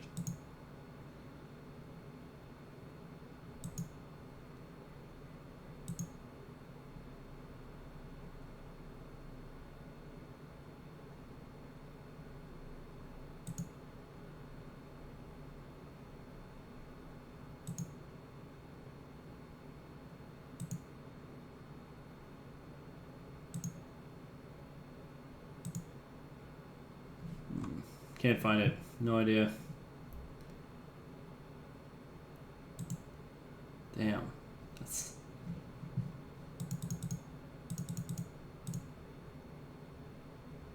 Though this seems super cute.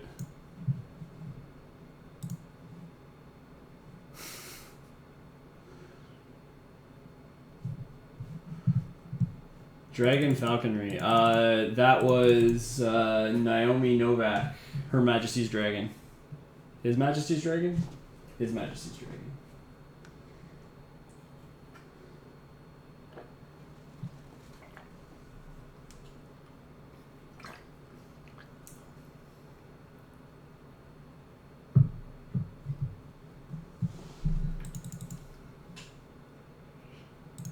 It's so cool.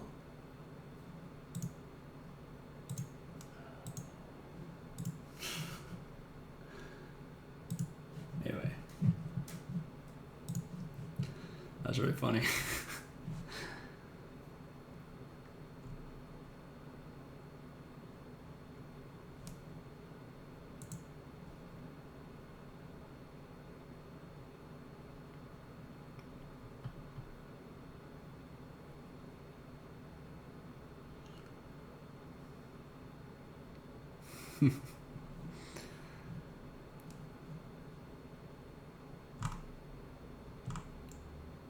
Man, what was that?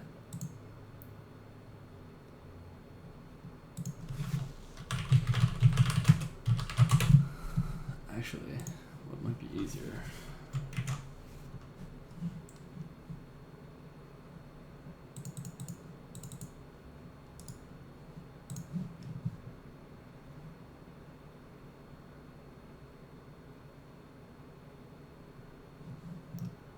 Is that a prompt or is that a thing that I should know?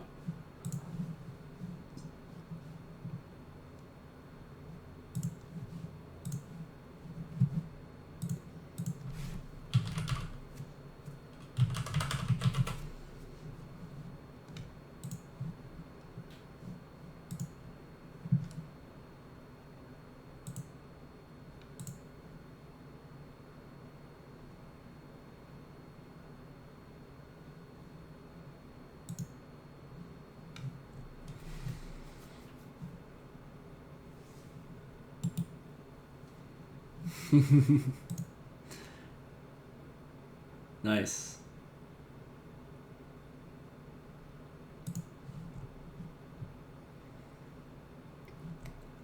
Let's see.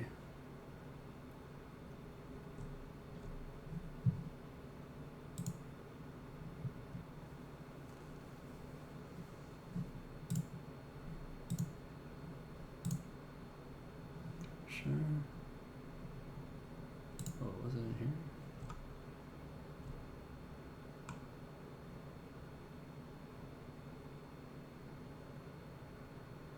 No? No.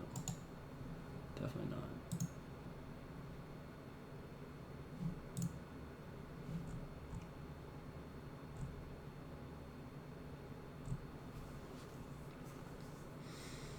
I own a lot more books, digital comics, than I thought I did.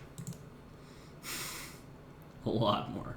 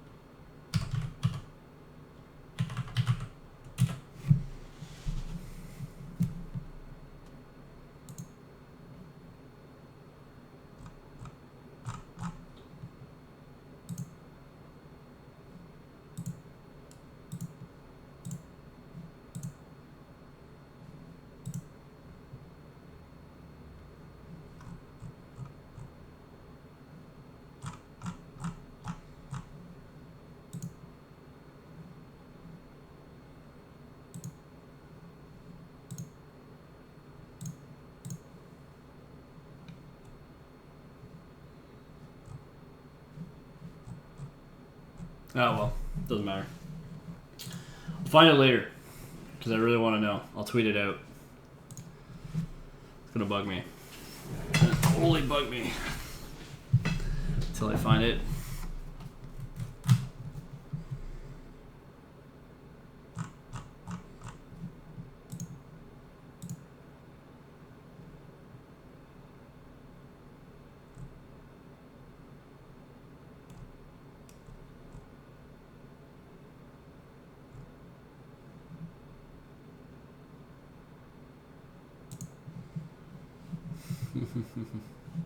When the night came, so did the Llama Kings. Alright, I'll take it. Fine, Ronnie. You win.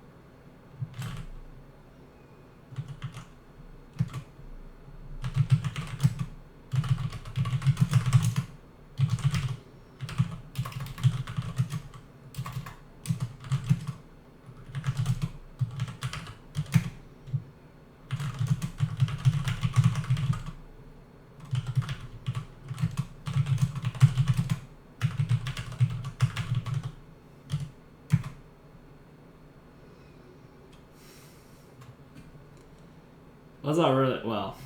I was going to say, that's not really a prompt, that's a fact. But I already said facts can be prompts, and you can make a prompt out of anything. So... be kind of contradictory.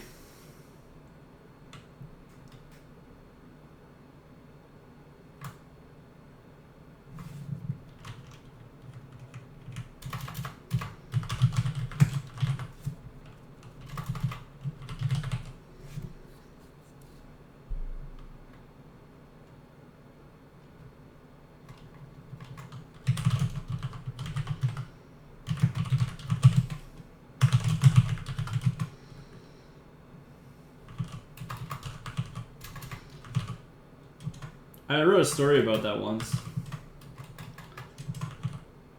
About a superhero who had a secret identity.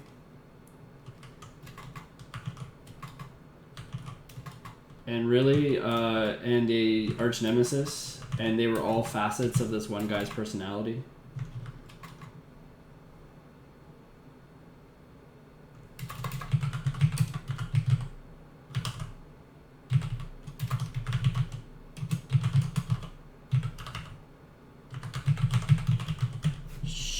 It's a secret.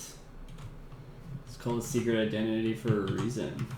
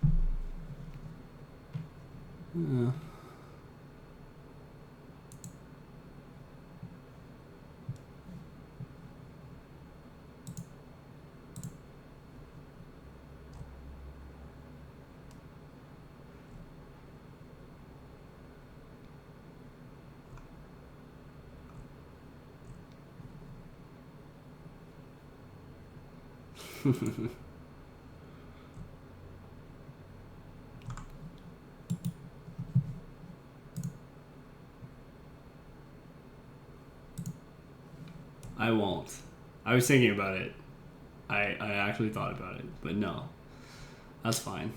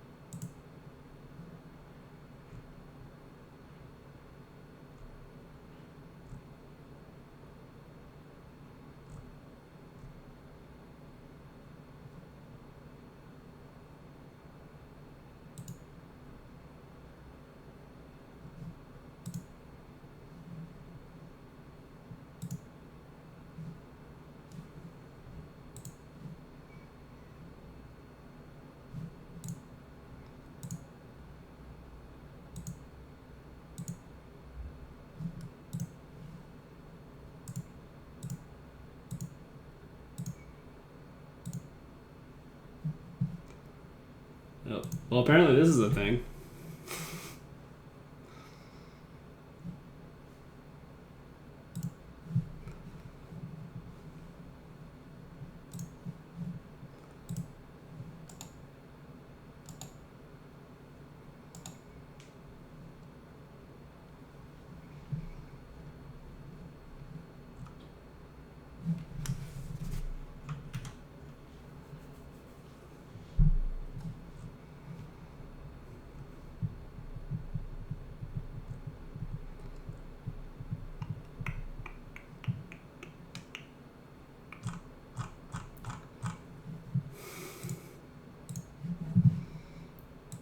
Alright. Do that one.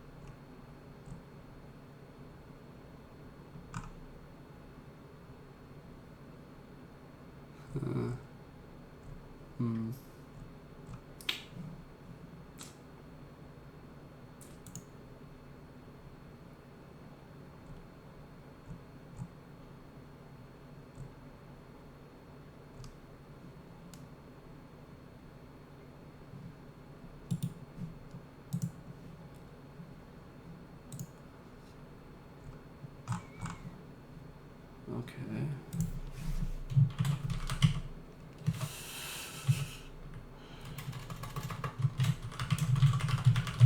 No, the best part about that teddy bear comic is it's supposed to be a noir comic. Hey, Word One, what's up, man?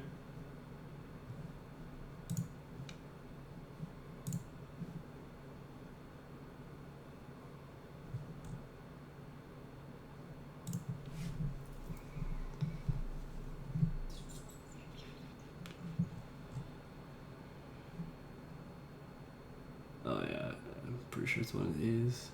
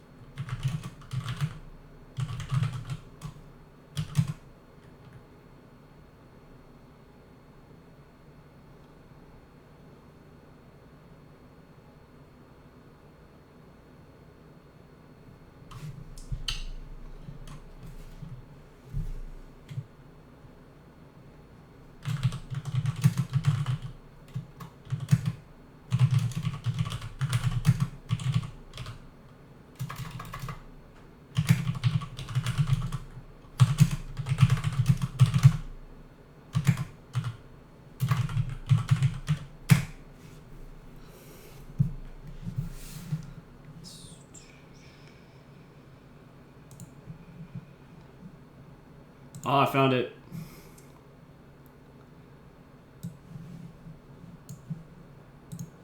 Found it.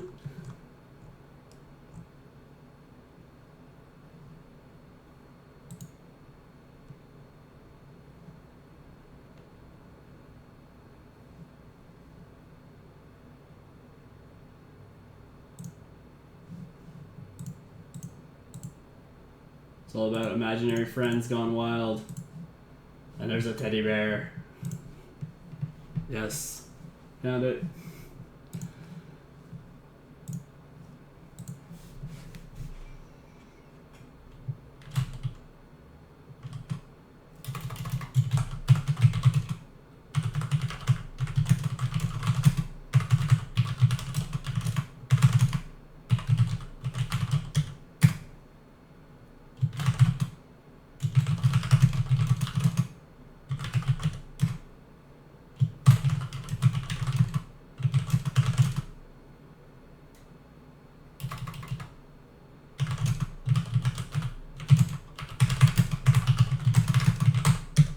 Boom.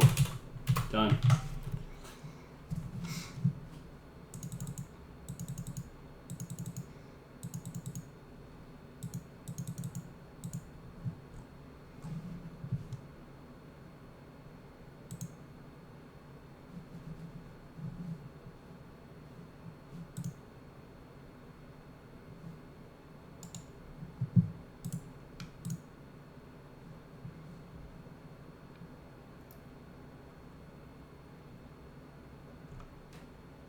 Oh, that's so cool.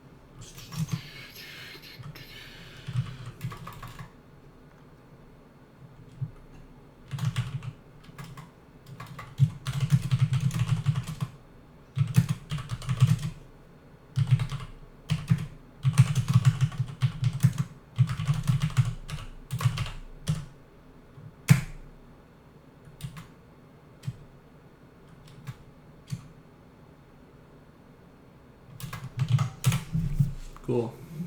Alright. I think that's it for that today.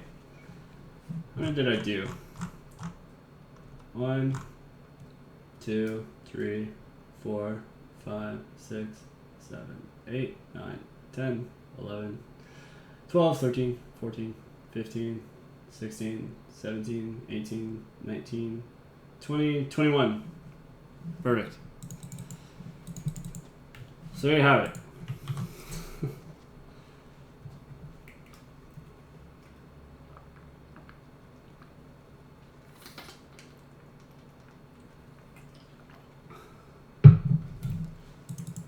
There you have it. So today I've spent a lot of time talking about art and originality and starting from a blank canvas, a blank screen, a new document. I was trying to get across sort of this idea of originality, of what originality means, and how I don't personally think that original ideas really exist. It's all a matter of adapting all those things that we pick up on in our day-to-day lives. Yeah, for sure. And also to continue on that, like staring at the blank screen, like trying to figure out your idea. Honestly, the best advice I can give you is just draw, write, do something. It's not going to be good the first time. But that's not the point. The point is to get your brain focused, to get your brain thinking about what you actually want to do, about ways to improve the thing that you're putting there. And I'm not a visual artist so much as I hang out with visual artists. So maybe that's a little harder for that medium to do that kind of thing. But in a certain sense, nothing is permanent on the page. You can always redo it. You can always do something different. You can always edit. There's nothing stopping you, other than yourself, of course. And sometimes it's worth it just to do something, to try it, to try a new technique, to try a concept, see if it works. I was talking a lot last week about how short stories are often used as trials for bigger projects. They're a way of exploring a certain thing.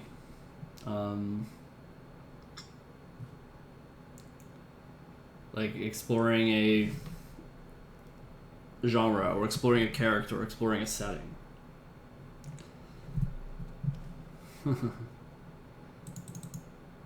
Yeah, exactly. The human brain definitely does patterns.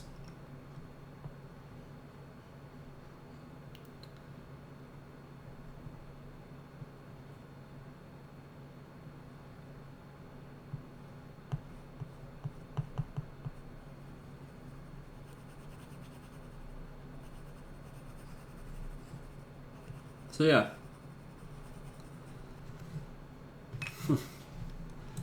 It's my thesis of today.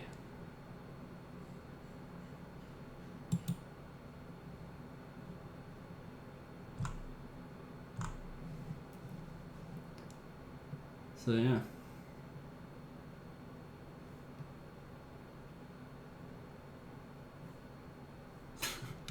I don't know what else to say. Today's been good. Today has been good. I will be continuing working on Fear the Siren. I want to do all of it on stream, and I will.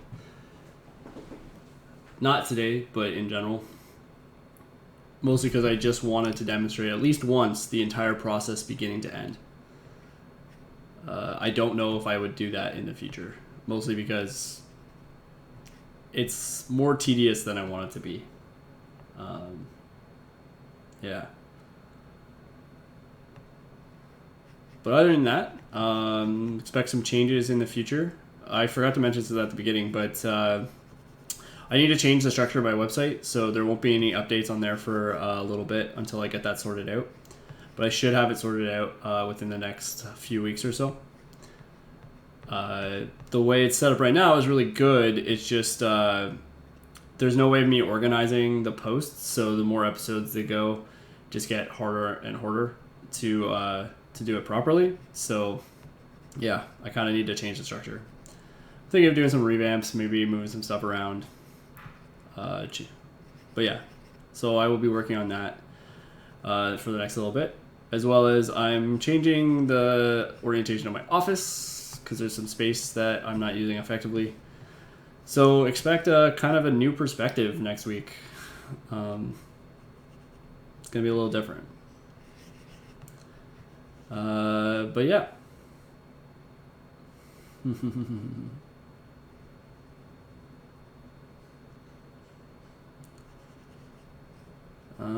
Do I have any other news? I don't think so.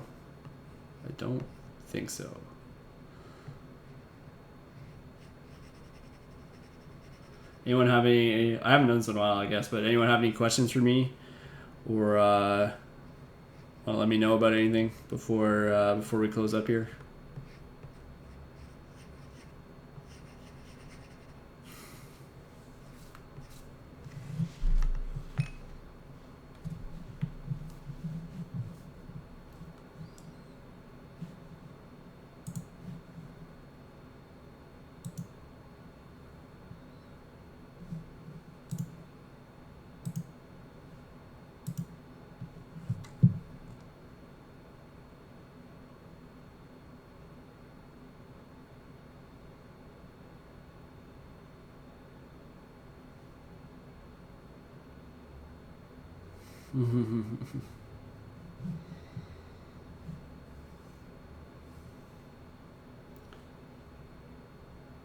Yeah, no, sitting in silence, doing my thing.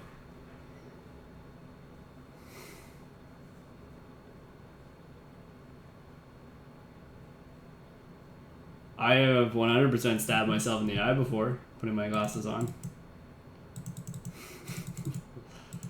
So maybe they're trying to tell me something.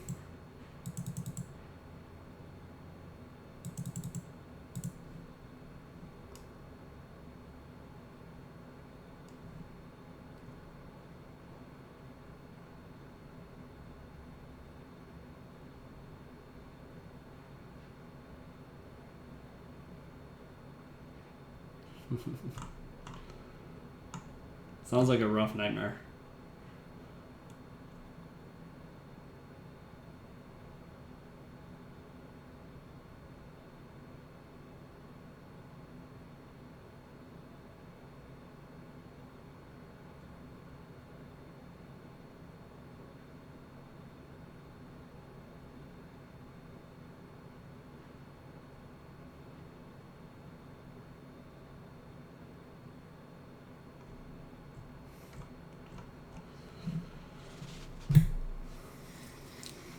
Yep, pretty much.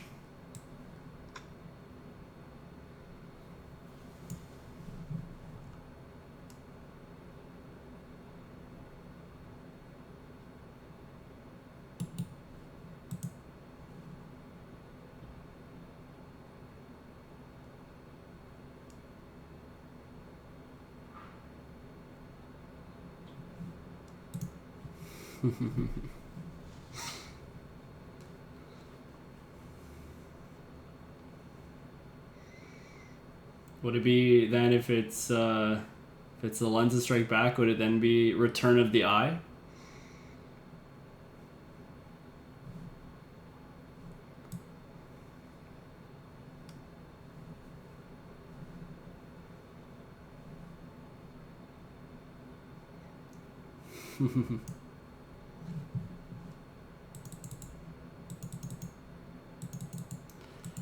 To be honest, my answer to that bio is I don't put them in the story.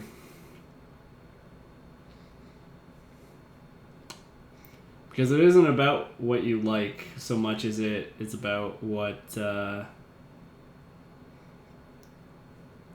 was actually thinking turn of the bed eye. Anyway, as much as you like them to be in a story, if they're not there for a reason, you're probably wasting space on them. So yeah.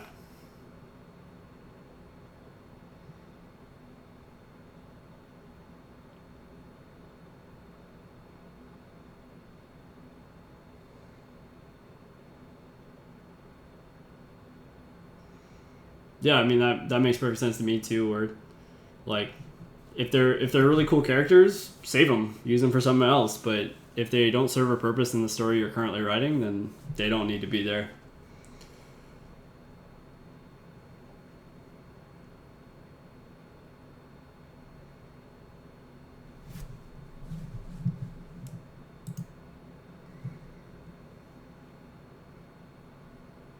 So yeah, I think that's pretty much it for me for today. So without further ado, my name is Brendan. This is the Accidental Origin, your weekly writing web show. Check us out on Twitter or on the URL below. Though that won't be updated until a couple weeks from now. But yeah, thanks for coming, guys. Thanks for hanging out.